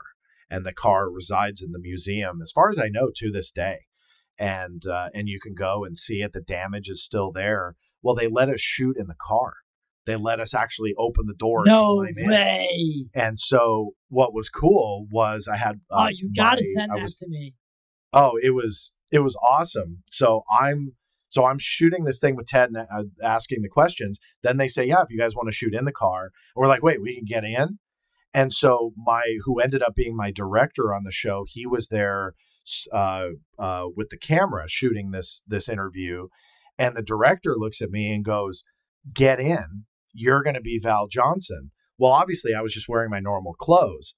Well, just as a matter of chance, the uniforms from the 1970s were the same as the uniforms for today. Well, we were also interviewing the sheriff and a deputy, because the sheriff was actually around at the time the Val Johnson case happened. And then the deputy was much younger. But he was talking more about the lore, about the town was Warren, Minnesota, if I didn't mention that. So sorry to get off on this little tangent of the story. This is my favorite. Yeah. So to kind of close the story about the Val Johnson case, the deputy, and I've got pictures, I should dig them up. I haven't looked at them in years, but the deputy, we talked into taking off his uniform, just the top part.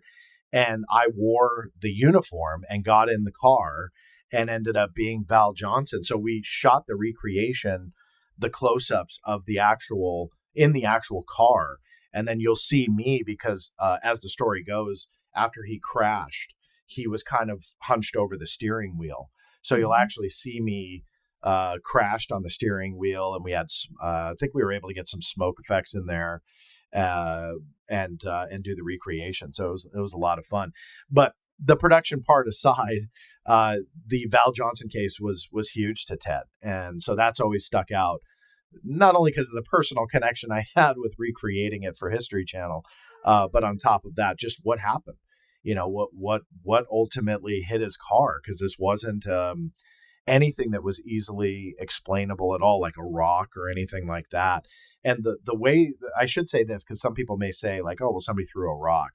The Or way like a the comet. dent is, yeah, it didn't match with anything that if you're driving, if you're driving down the highway, that it would actually hurt your car. It's like you take the brunt of a big screwdriver, and you just take it and you just slam it into the door or into the hood, but like from a motion like straight down. So if that was any type of foreign object, the likelihood of it getting at that trajectory and then somehow going up, over, and then changing direction, so to speak, and then breaking the antenna at the top. Again, it's hard to visually explain it to you just with my hands. But when you're there, you look at it and go, yeah, that's probably never going to happen. So what was this thing? And that's kind of a big question. So those types of cases always stick out to me. The trace evidence cases, just being an evidence-based guy, I love documents. But man, you show me dirt, and Delphos, Kansas was another case that we had recreated that had a UFO come in and create a glowing ring on the ground. And Ted actually had dirt from that case, and they analyzed it, and it was clearly different composition wise from a control sample, 10, 20 feet outside of the circle. Those types of cases to me are awesome because there's really kind of like, no explanation to it. If Billy comes around and tells you a story, yeah, you could think of 30,000 different explanations of maybe what he saw. But when you add in physical trace evidence, that's something else. And those types of cases always stick out to me. Yeah. And I just had Philip Mantle on the show to talk about the Pascagoula abduction. And, it's one of those cases that it just resonates with me due to all everything that added up and the bigger picture of what happened. And it's really hard to prosaically explain it. So I'm sure you're familiar with that case. Vaguely, but a little bit, yeah. Yeah, the Charles Hickson and Calvin Parker, who Calvin actually just passed away. Sadly passed, yeah. Yeah, so that case, they got them in the police station, and they were secretly recording under the desk, because they were trying to get them to say, like, to try to get them on tape after leaving them in the room alone, to try to see if they would be like, we got them, we tricked them. But they were shaken, like shaken, like, talking about, did you see that? Did they hurt you? No, they didn't hurt me. Did they hurt you? Like that kind of stuff. Those are the cases. And Dr. Hynek, I think, had it spot on. 95% is explainable, whether it's atmospheric phenomenon, misidentification, black project, so on and so forth. You're left with this 5%. Out of that 5%, 3% is probably also explained away somehow. But we're left with 1 or 2% that really, really stick out. And even if one of these cases is true, then it's a game changing. It's game changing. And I think we all are seeking that truth, that not vindication, but that there's questions that we have built into us. What happens after we die? Are we alone in the universe? And if we could potentially answer one of those questions, mankind is never the same, right? Yeah. That's a big deal. And it's a big deal to a lot of people. So, and you brought it up earlier about an echo chamber. If we surround ourselves with yes men and people that just tell you what you want to hear all the time, we're never going to advance the subject. We need people like you. We need people like Mick West. We need people like, maybe I won't go that far, but. Wait, who? Who were you going to say? Now I'm curious. Greenstreet is not my favorite person. Oh, you know what though? I mean, I don't defend some of the way he words things, but look, he's part of the story too. He's done some good journalism in the past. It makes a lot of people, cringe, but he's kind of right when he fires back and says, "Hey, we'll disprove what I say," and like a lot of people just crumble and they go, "No, you're just a jerk." Well, I had one of those moments with him Mhm. where I had to literally. I remember it very, very, because, for a while, him and I were battling it out. Like, he was like my arch nemesis, kind of. And he literally, he checkmated me. And I admit, and I had to say, you know what? I'm wrong. And I Yeah. think that is what the UFO community, certain people in the UFO community need to learn how to do. To admit that they're wrong sometimes. Yeah. Because, again, if for instance, Greenstreet, what I didn't like, and I know we're running out of time here, but the Greenstreet docuseries that it did about Skinwalker Ranch, I feel like he used Brandon Fugel and their commonalities to gain access to the ranch, only to blindside him. And I don't think that was fair. Yeah, and that's an example of something I can't really. It's not that I don't want to comment on it, but that's something between You don't have Brandon to. and, Yeah, you don't have to. Yeah. Yeah. But what I will say, about his voice in a conversation like this is, from my standpoint, it's very interesting to see the evolution of someone like him, and this isn't just picking on him. There's quite a few people where they get into the field, they feel a certain way, and then they see a lot of things, the way that things are, the way that people are, and then they just kind of like do this 180, and then there's some people that are very upset. There's some people that are angry. They feel that they were taken advantage of. Now, I'm not, again, specifically talking about Stephen Greenstreet here. I'm generally speaking. But that is what is very interesting to me, because you see different walks of life. And they come with different reasons on coming into this conversation. But some of them are leaving the same way. And that, to me, there's a very interesting aspect to that. The psychology behind that aspect of it is very interesting to me, because there are people out there that ruin this conversation for others, plain and simple. And then that 180 turns into people that aren't, those people, and again, I'm broadly speaking, turn into people that aren't liked because they get negative, they debunk. They bring out evidence to show that the hero that they once thought was a hero is not spewing the absolute truth. So those that still consider that person a hero, they go, well, you're the jerk. I don't care about your evidence. Don't show me what somebody said. Don't fight me with their own words. They just fire back and say, well, you're the meanie. You're the bad guy here. And it's very interesting to see that evolution between some people, because it is a growing number of people that have such great intent, and I would say even belief into this field, that it is something real and that they experience things. And, they have this kind of direction that they're going in their own respective ways. Right. But then over the course of a year or 2 years, they make that 180. And there's a reason why they're making that 180, and people are ruining this conversation. They're destroying it, even by their own wishes, that they want to destroy the conversation. They wanted, or I should say, the UFO field, and rebuild it. Those are things that we should look at. Why are people saying stuff like that? And why are certain people causing others to have these 180s?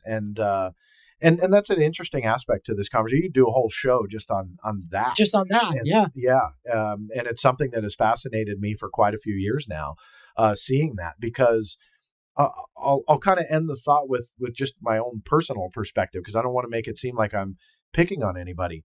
But some of the biggest names in this conversation today have turned me off of this conversation, something I've been in for 26, 27 years. They turned me off, not because of any other thing that they are saying other than I can prove they're not giving you the truth. And that's what's so frustrating, because they will get more, we'll call it a following, more attention, more media attention, more mileage out of their story if they embellish and fabricate versus telling the truth. And they eat that up, and so do the people that follow them. And that turns me and people like me off on realizing that not only is this something real and we should talk about it, but it is so frustrating to see that. And it goes back to the beginning of our conversation that if I just bowed down and said, you know what, I'll just believe everything, I'll just put it out there and, get 1,000 times the traffic. That's what's frustrating and such a turnoff for me, is that I know that I could even potentially make a living out of this. I know how to make videos. I worked professionally in TV for a decade. I know that if I say goodbye to my other business where I sell electronics, I sell headphones, I say goodbye to that. If I had the ability to just focus on this, I'm sure as somebody who bought everything hook, line, and sinker, I probably would make a pretty good living. But I don't believe in that. So when I look at those that actually are trying to do that, and they're sacrificing accuracy, they're sacrificing the truth, they're sacrificing, just common sense and logic, all in exchange for that popularity and essentially a paycheck. It is so frustrating to want to stick around and go, okay, let me help you some more. Let me pay more money to create a free resource for you to use, while you go lie and make 12,000 times as much money as the other guy who deserves it more, but he's not as sensationalized as you. And I'm not referring to me. I'm talking about other researchers who do great work that have written books that are very valuable, that do research, that look for people to support them through Patreon and merchandise, which I fully support. I mean, as long as people aren't fabricating and lying maliciously to the people, hey, if they can make a living, the more power to them. But that's what's frustrating for me to see, because I see, again, some of those researchers doing great work, but they're not as popular because the other guy is fabricating and throwing out essentially crap out there, but making it a story and conveying it with eloquence. Eloquence goes a long way. If you sound good, you could be spewing what, and people will believe you. And so that's why I'm just fascinated by the kind of that psychological aspect to this, because there are people out there that do that. And it's frustrating because those voices will be louder and more successful. And then the more people that listen to them and the more success they make, look at their history, because they're like a fine wine. They get better, right? As the years go on, some of their claims, their stories. Why is that? Because they know it pays. And that's what's unfortunate with this conversation, because that is an aspect that I think the vast majority of the people kind of don't care about. And you see it on like various like YouTube channels that just do, I don't have to give them any press, but I'm sure you can figure out which ones that do nothing but like these outlandish UFO videos that really reach into like laughable fakes. And they get like 3 million views per video. It's like, wait, why? Like, why do people eat this up? It is clearly computer generated. It clearly doesn't match the movement of the UFO versus the camera movement. They call that tracking. Anybody can see that, and yet they get millions of views. And that is such a frustrating aspect of this field, but it's the reality. It is the reality. Why is there so much attention on Lou, and why do people look at him like the second coming? Well, I think those people that do look at him like the second coming, it's a very interesting word choice, because I agree with you. There's There's a very interesting aspect to that mindset. I'm not sure how much you want to get into it, but regardless, Luis Elizondo gave them what they want, and it was hope that their beliefs were true, and it was beyond hope that they felt he was the confirmation to essentially believe government's got UFO alien information. They're hiding it from us. They're the big bad villains. And when you look at the story unfold, you have that hero versus villain storyline that plays out. And you literally have the villains, not only in the conversation, like when it comes to me and, we'll call it Green Street and Mick West and so on. But I'm not talking about that. I'm talking about with the U.S. government, that people were named, the Susan Goff, the Gary Reed, the big bad evil people that are creating this issue for all of us who want the truth. They're the bad people, right? They're the bad people, but there are the heroes that have kind of come in on their white horse that get praised by those that look at the totality of everything and go, okay, government bad, these people good, they're giving me what I want. Those are my heroes. Those are the bad people, and I'm going to attack. And it very much becomes where some people then rise to a very, I would call it a messianic position, that they are untouchable. And I've used the word in the past, I'll use it again, but it's very cult-like. Not for everybody. Please let me stress that. It's not everybody, but there is a group of people out there that do have this very cult-like mentality because they have their set beliefs, and now they have people to support it. And those people are now untouchable. How dare you talk about him in that way? How dare you question what he said? Well, why not? Like, what? That doesn't make any sense. But it becomes like you're the bad guy. Anybody who comes out and questions that, you're the bad guy. Now, to your question, what is that all about? I don't know. I mean, like the mindset to some of those people, I think it's easy to peg. I think when you, again, deal with somebody who does have a great background, there's no denying the Grusch, the Elizondos, they have Chris Mellon, they have an amazing background. But that doesn't automatically just make everything that they say or believe in themselves gospel. Like, we're all human. We all want to believe certain things, but it's not about what you believe. It's what you can prove. And so I think that you have a lot of that at play. The breadcrumbs that people would reference, I think, played a role in the game for some of these people.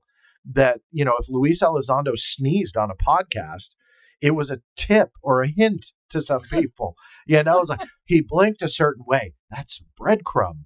It's like, come on, Obviously, I'm very much being facetious there, but that's how silly it became when he was doing like every podcast under the sun, that everything became a breadcrumb. But I think that plays into that psychological aspect. It becomes a game. It's a LARP. Heroes, villains, a treasure map. That's where the breadcrumbs were. And if you were to mess up that treasure map in any way, that became problematic.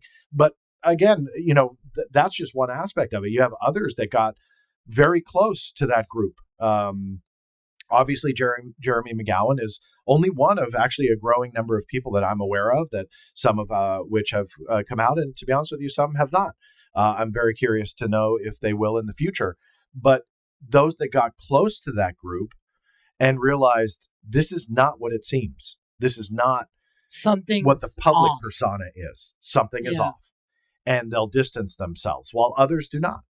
And it's very much a secret club aspect. And you actually see certain names on Twitter, influential names, people with followings that talk about their sources and they talk about their stories. I can't tell you about this yet, but maybe it'll come out. That's all game stuff to me. Like, it's playing into that mindset that we're playing a live action role playing game.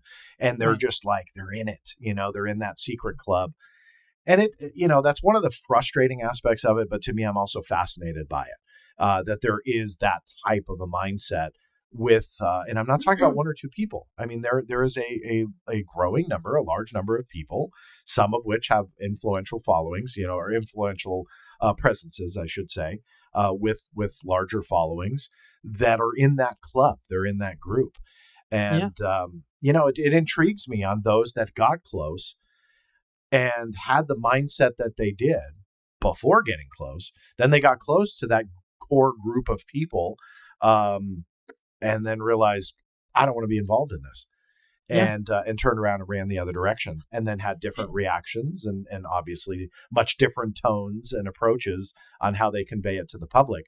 But again, there's too many at this point to just go, oh, he's just a bitter person that, maybe didn't have the access that he wanted. No, those are all silly arguments to me at this point. There's too many people. To my core, I'll have a conversation with everybody and anybody because I feel that I don't want to be in an echo chamber. Listen, I've offered Green Street to come on and talk to me. Let's have a healthy discussion. Same way I did with Mick West. And guess what? Now me and Mick West are friends, even though I don't always agree with him. But being told that if I have this person on the show, I am going to lose access to potentially a guest of the future in the future made me really uncomfortable. And it made me uncomfortable. And I decided I'm going ahead. I'm gonna do the show because I start from a neutral standpoint and I end there. And I want all of the information, not just what I want to believe, not just what has been presented, but I want it all, like you. And that's why I have a lot of respect for you. And there is that mentality, the cult-like mentality when it comes to Elizondo. And listen, I can honestly say I was one of those people for a while. I've since distanced myself and kind of come back and looked at it from a larger perspective. Yeah. From a higher perspective. I don't have all the information. And I'd love to sit down and chat with him. But, And that's the thing. It's a game. I mean, you perfectly worded it. I don't have to mention the name, but in that group that we were referring to, I was involved in a documentary, and it had passed that I would be in it. And that particular person had stated that if they had talked to me and that I would appear in the documentary, they would back out. And they backed out and actually cost the production a lot of money. So who exactly that was, it doesn't matter, but it's in that group and they don't like me. But to say that you're not going to appear in a show or on a podcast, a radio program, a YouTube show, it doesn't matter, whatever that is, because someone else does, what are you afraid of? Like, it blew my mind. Not seriously, like what? I've got my haters out there. You may know some, I don't know. They badger me. I've had threats before. The list goes on. I would never even dream of asking you or anybody else, who have you had on before? Have you talked to so-and-so? Well, if you have, I refuse. Who the hell? Like, what? That to me is dumb. I'll have a conversation with anybody, anytime. Doesn't matter if they agree with me or vice versa. I love to have people on my program that I don't agree with. And the reason is because I love to have friendly conversation. Not everybody does. Yeah. Sadly, not everybody does. And that to me is always the red flag. Like, why don't you want that opposing view? What is it, And, people actually use against me, this was well prior to January 6th, but I had posted publicly, and this gets asked of me quite a bit, even to this day, because there's a couple accounts out there that are absolutely obsessed in the true sense of the word for bringing up the fact that I interviewed somebody that was a Q influencer. But what they leave out of their accusation was I said Q was essentially bullshit. And I said, look, this is silly. It's silly conspiracy stuff. Well, this person, Jordan Sather, had seen that and said, oh, you're missing out, I think is what he said. And I'm like, I don't think I'm missing out, but sure. Like, hey, you want to have a conversation? Well, again, this was prior to January 6th. You didn't have any capital anything to say, oh my God, how could you profile that? It's not like this guy even played a role in that anyway, after the fact. But regardless, there's become this obsession that if you talk to somebody, you're platforming them and essentially endorsing their view. And I don't agree with that at all. But it goes to the root of how people are so deathly afraid to challenge their beliefs that they will just come out full force. This was like 5 years ago or something. I forget the exact date. But it was like 5 years ago that I did this interview, again, well before January 6th. And it is still, like, I'm sure if I go to this person's wall, they've probably posted it in the last week, I'm sure, if not the last couple of weeks. So it's like whenever my name comes up, this person, one in particular, posted, well, he platformed a QAnon person. That's like, well, I'm sorry. At the time, it was Trump was in office. It was a hot news topic, and I said it was BS. And I'm not afraid of somebody who comes along and disagrees with me to have them on my show. It's not an endorsement, So it's stuff like that. It is so fascinating to me that people react to opposing views or being challenged, that they react in that way. And but that's how it is. And when you deal with UFOs and those types of topics, again, it comes down to your truth versus the truth. And a lot of people just want their own truth, what they want to believe, and ignore the rest. And that's not what this is about. I don't believe we should deal with all or none. Yeah, there's no capping it at, well, I only want to know this much because that will support my beliefs. I don't want to know everything else. No, it's all or none. And if I'm wrong about something, hey, I'm the first to publish it. Not a problem. But we shouldn't start hiding from things at all. Or people, if they have an opposing view. It's perfectly said. And I want to finish this off because I think people don't understand this about you. Are we alone in the universe, John? Well, I can't prove that to you, but I'm happy. This is actually something I'm happy to speculate about. I don't believe we're alone. No, I believe that there are intelligences out there. The question for me, though, is have they been here? And that involves a lot of speculation. And it's look, we've talked for a couple hours now. We could talk for a couple hours more just on that. Right. But it's a fascinating topic. I can't tell you definitively if the intelligence is that, I'm speculating, but I do believe it's out there. There are so many factors that support that. And then as our technology gets better, we can see deeper in the cosmos. We can recognize certain signatures around exoplanets and stuff like that. To me, it's just a matter of time where we're going to start seeing signs of life. And then the moment we have that confirmation, it doesn't matter if they confirm microbes. The minute they do that, that solidifies in my mind intelligences are out there, because I just don't believe when you look at the night sky and the billions and billions, not to quote and steal that from Carl Sagan, but the billions and billions of stars and galaxies that are out there, that we just happen to be the only one that's in that perfect spot to evolve into what we have today. I'm sorry, this is so nonsense. Dumb. Right. So in that part, sure, it's speculation. I can't prove it to you. But I'm fairly confident that they're out there. But that question mark, have they come here? What sticks me around in the topic is not only the fascinating implications behind it, but also that government and military aspect, that there are these phenomena that now the conversation has changed where they're at least admitting that they're there. But keep in mind, for literally decades prior, a lot of the aim of my research was showing throughout different intelligence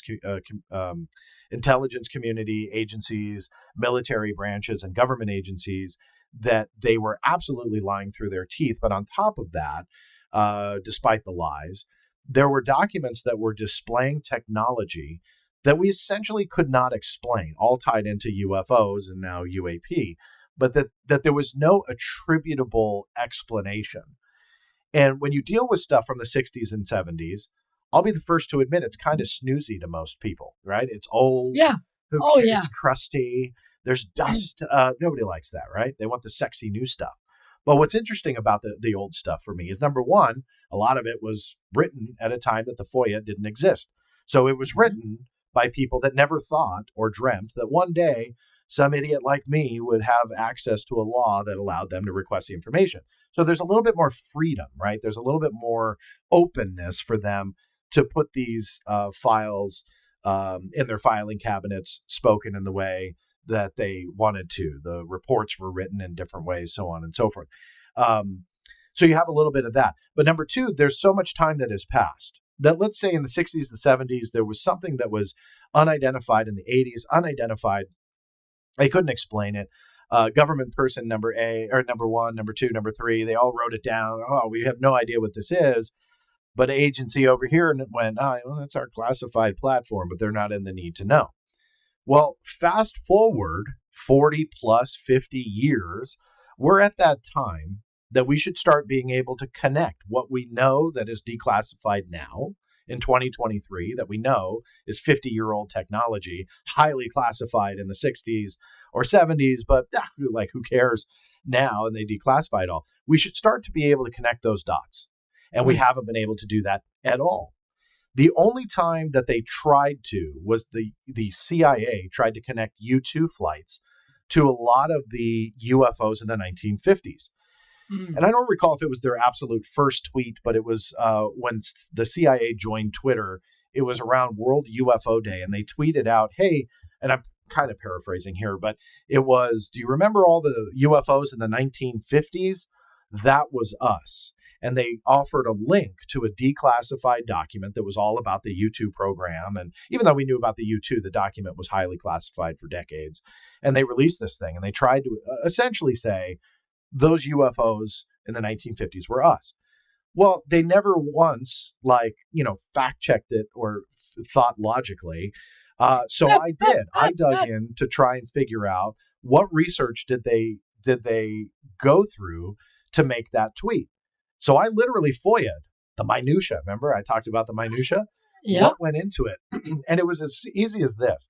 Excuse me. The personnel were redacted because they don't reveal the names of most CIA personnel. But you can kind of deduce there was probably somebody in a supervisory position and somebody who worked for them. And they wrote the email. And again, I'm paraphrasing this very short email string. But it was essentially, hey, it's World UFO Day. How about this? And then they write the tweet. And then that other person writes back and goes, yep, looks good. That was it. That was all to be found. And yes, when they tweet stuff out, there are paper trails. This was that paper trail. Nobody really fact-checked anything. And so when you look at the history of the U-2, you realized it didn't get off the ground until the mid-1950s. So all of a sudden you cut out half of the decade that they tried to say, oh, this was us. No, the U-2 never got off the ground. But then on top of that, there was no connection between any U-2 flight and any actual UFO sighting of intrigue through the 1950s, where you go, wow, people wrote about this for decades in books, and now all of a sudden we know that there was a classified mission with the U-2. Oh, wow, case closed. There's not a single one. Yeah. So that's the kind of ludicrous stuff that the government has done. But back to your question, that's what keeps me around, because there at this point should be some type of resolution to some of these bigger cases. Only a very, very small percentage have we even talked about, but that exist in government files that remain unexplained, that are going faster than technology that we had at the time. Blue Book has a couple of those examples that I wrote about and have talked about over the years. You look at that and you look at the technology that was there, and you look at how much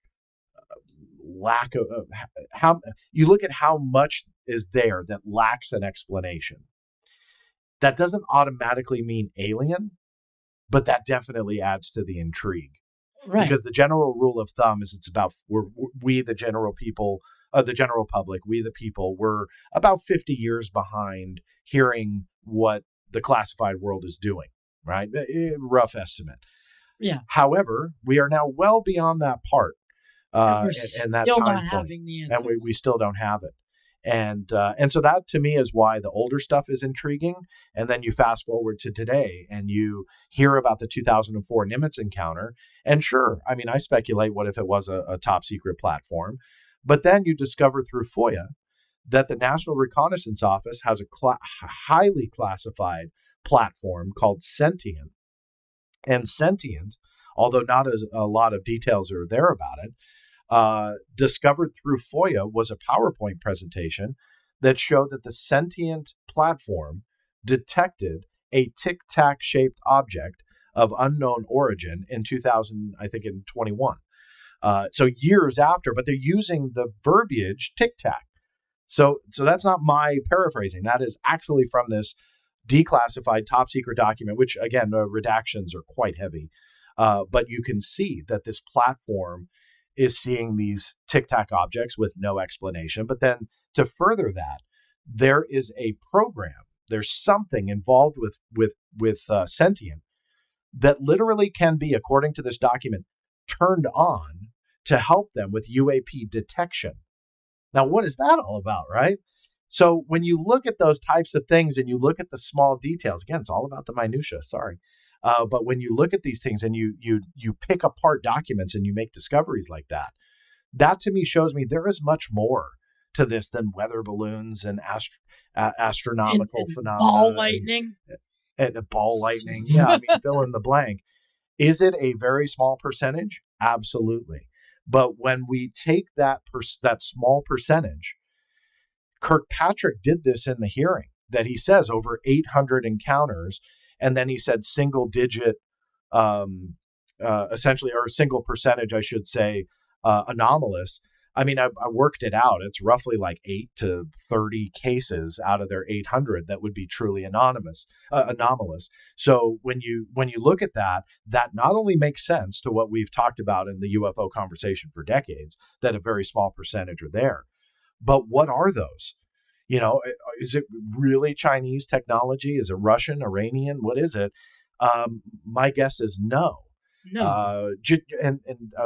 I stress guess. I mean, I don't know for sure, but that's the type of stuff that makes me stick around and go, okay, you know, there's something to this, alien or not. I have no idea, but there's something there, and that's why I just keep digging and seeing what I can find. And the other thing that's intriguing is the secrecy.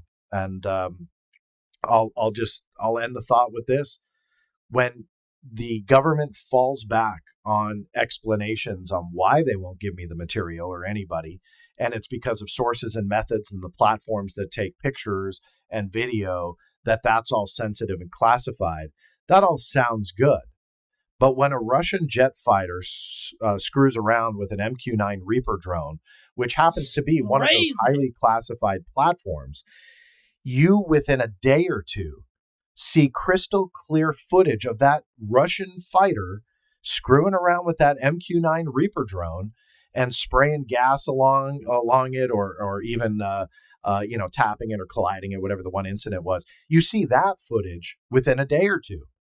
And yet MQ-9 encounters, which we know have happened, I know for a fact that MQ-9 Reaper drone encounters have happened, when you request the video and imagery through the FOIA, all of a sudden they're like, no, this is very sensitive equipment. We can't give you that.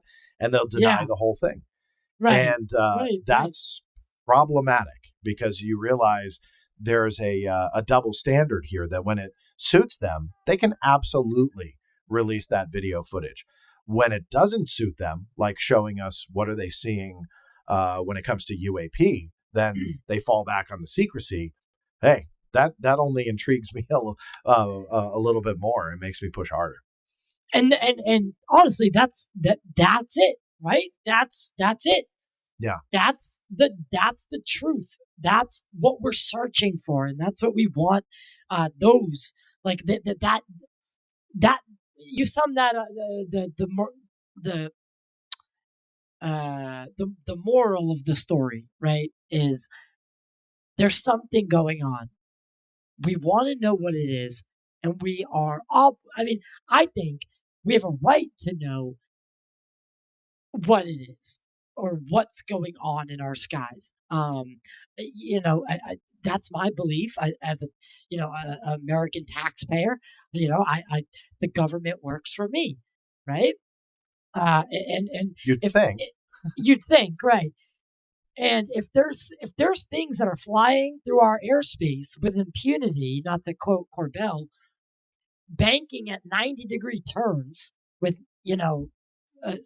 and accelerating to speeds up to Mach 5, Mach 6, you start asking yourself these questions. And, there again, there's that small percentage of cases where we need to, I think it's been long enough. I think we can handle it as a society. Look, the David Grusch story comes out. Everyone goes to work the next day. No one's, the society didn't collapse. And I don't think it will. If this were, if capital D disclosure were to happen by, say, the president, which I don't think that would ever happen, I don't think society will collapse. I think they'd be like, yeah, we already kind of knew that. They're just waiting for you to catch up. But I mean, it's neither here nor there. The end all be all is what is the truth of what's going on? Does our government know more than they let on? Are they just as ignorant and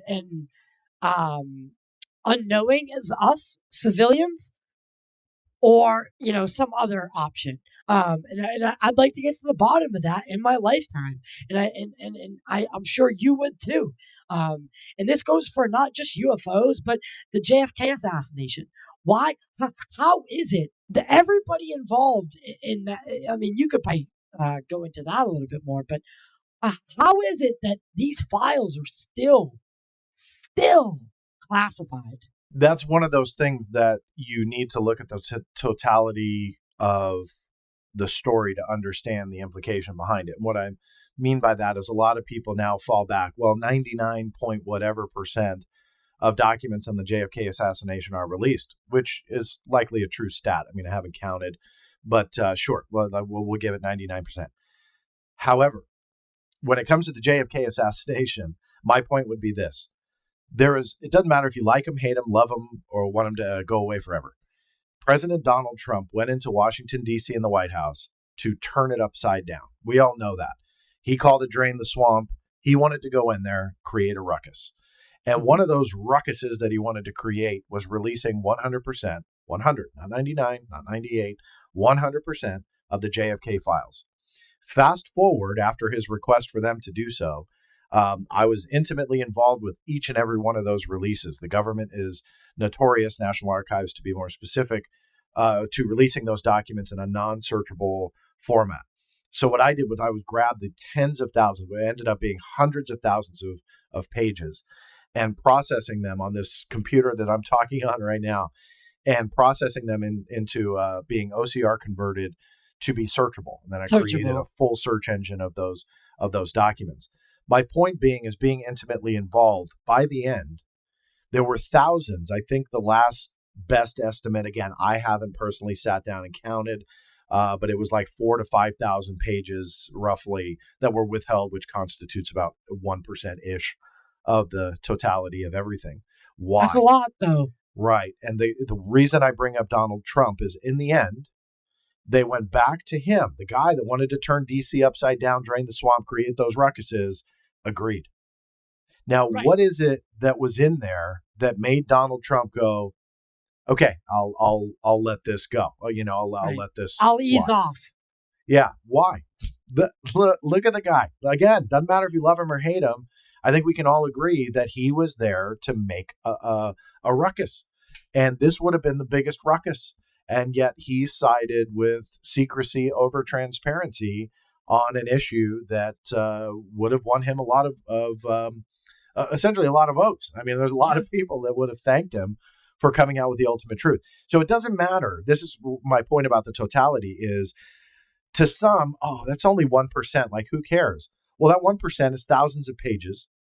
It convinced a politician, a highly controversial one at that, to not release the information, even though he desired to do so, and turn DC upside down. What's in there? So when you look at the totality of everything and you realize that there are thousands of pages that they're still withholding, there is something more to the story. And you can attribute that mindset to UFOs as well. Well, Yeah, they're exactly. being transparent. NASA is being transparent with us, so they have to be telling us the truth. The DoD says under sworn oath, we want to be transparent with the general population. So we are going to make a website and release this information. Come on, that thing I guarantee will be a joke within a year. Man, they'll never update it. But that aside, I hope to be wrong. That aside, just because they say something doesn't mean that they actually mean it or will do it. And when that kind of stuff happens, you realize there is much more to the story. And that mindset, looking at the totality of everything, realizing, oh, they like it's what I refer to as the greatest trick of the magician. Look at my left hand so you don't see what my right hand is doing. Absolutely. And it's, ooh, we got a flashy website, and ooh, we release these videos, and ooh, we have congressional legislation mandating us to release stuff from time to time. And they throw out a Cessna video and a blurry triangle and a ball, and they go, oh, we can't identify this one, so this is good, right? No, because when then you look at both hands on what the magician is doing, you realize that over here there is a much different story, and that can be attributed to the JFK assassination, that can be attributed to the UFO phenomena, and that could be attributed to a heck of a lot of other things that you can list in that. So that's why minutia matters. That's why every detail matters. That's why you have to strive for 100% of the truth, because anything short of that is a false picture of what's really going on. Yeah, it's not it's a puzzle with one piece missing. Right. I mean, it's not complete. John, thank you so much for spending this amount of time Sure. with me on the show today. And I really hope that we can have more conversations in the future and of course, and engage and hopefully make a little buzz. Who knows? That's not a problem. I enjoyed the conversation. It's always good to have a fun conversation. And yeah, anytime, let me know, and I'm happy to come back. Yeah, and so for you, what do you got going on right now? Obviously, people have all your links in the description to theblackvault.com. But where can people find you on Twitter? How can they engage with you? How can they hate you? How can they sling some mud? I'm pretty easy to find. I've got quite a. I'm very active on social media, so I'm very easy to find in that regard. If you go to www.theblackvault.com, that will bounce you to just my main site. And on the top right corner, you'll see icons to all the different social media platforms. I write articles all the time. I get documents all the time. What I have on the horizon, it is literally a crapshoot when I wake up every day. Obviously, I've got a normal job, but I do work here for my own business away from the Black Vault. But being here allows me to look at my email screen and I'll see a FOIA response come in. I have in 99.9% of the cases, I have no idea when a case is going to close, and then I get documents. So it's always fun because it's like Christmas every single day. And I get a document from, let's say, the DOD or the Navy or NRO or NGA or wherever, and I open it up and go, wow, either I got to stop what I'm doing and quickly write a story, or, oh, that's not really interesting, and move on. So who knows? I really have no idea. I know that some cases are nearing completion that I think you and your audience will definitely dig. But that's the thing. I go day by day. I have no idea when it comes to the Black Vault, what I'm going to get or what I'm going to write about. I am an advocate for transparency, so I don't sit on things unless it's being fair to the story or getting somebody else's perspective or quotes or whatever. But that's usually never more than a couple days. There are people out there that love to tease things. Like, oh, next month I'm going to blow your mind, but they never tell you. I mean, look, that works for some people, and I'll tease sometimes, but I never tease more than an hour out. And it's always fun to see the reactions. Like, you say you never tease. And all I'm doing is just finishing the article. It's usually an hour. Most I ever teased something was 48 hours out. And I cringed when I did it. I was like, this isn't me. But it doesn't feel right. Yeah, I was never comfortable with it. But I did it just as a way to announce the first interview I ever did with Luis Elizondo, because everybody thought we would never have an interview. And I know it was one of the ones I watched in preparation for today.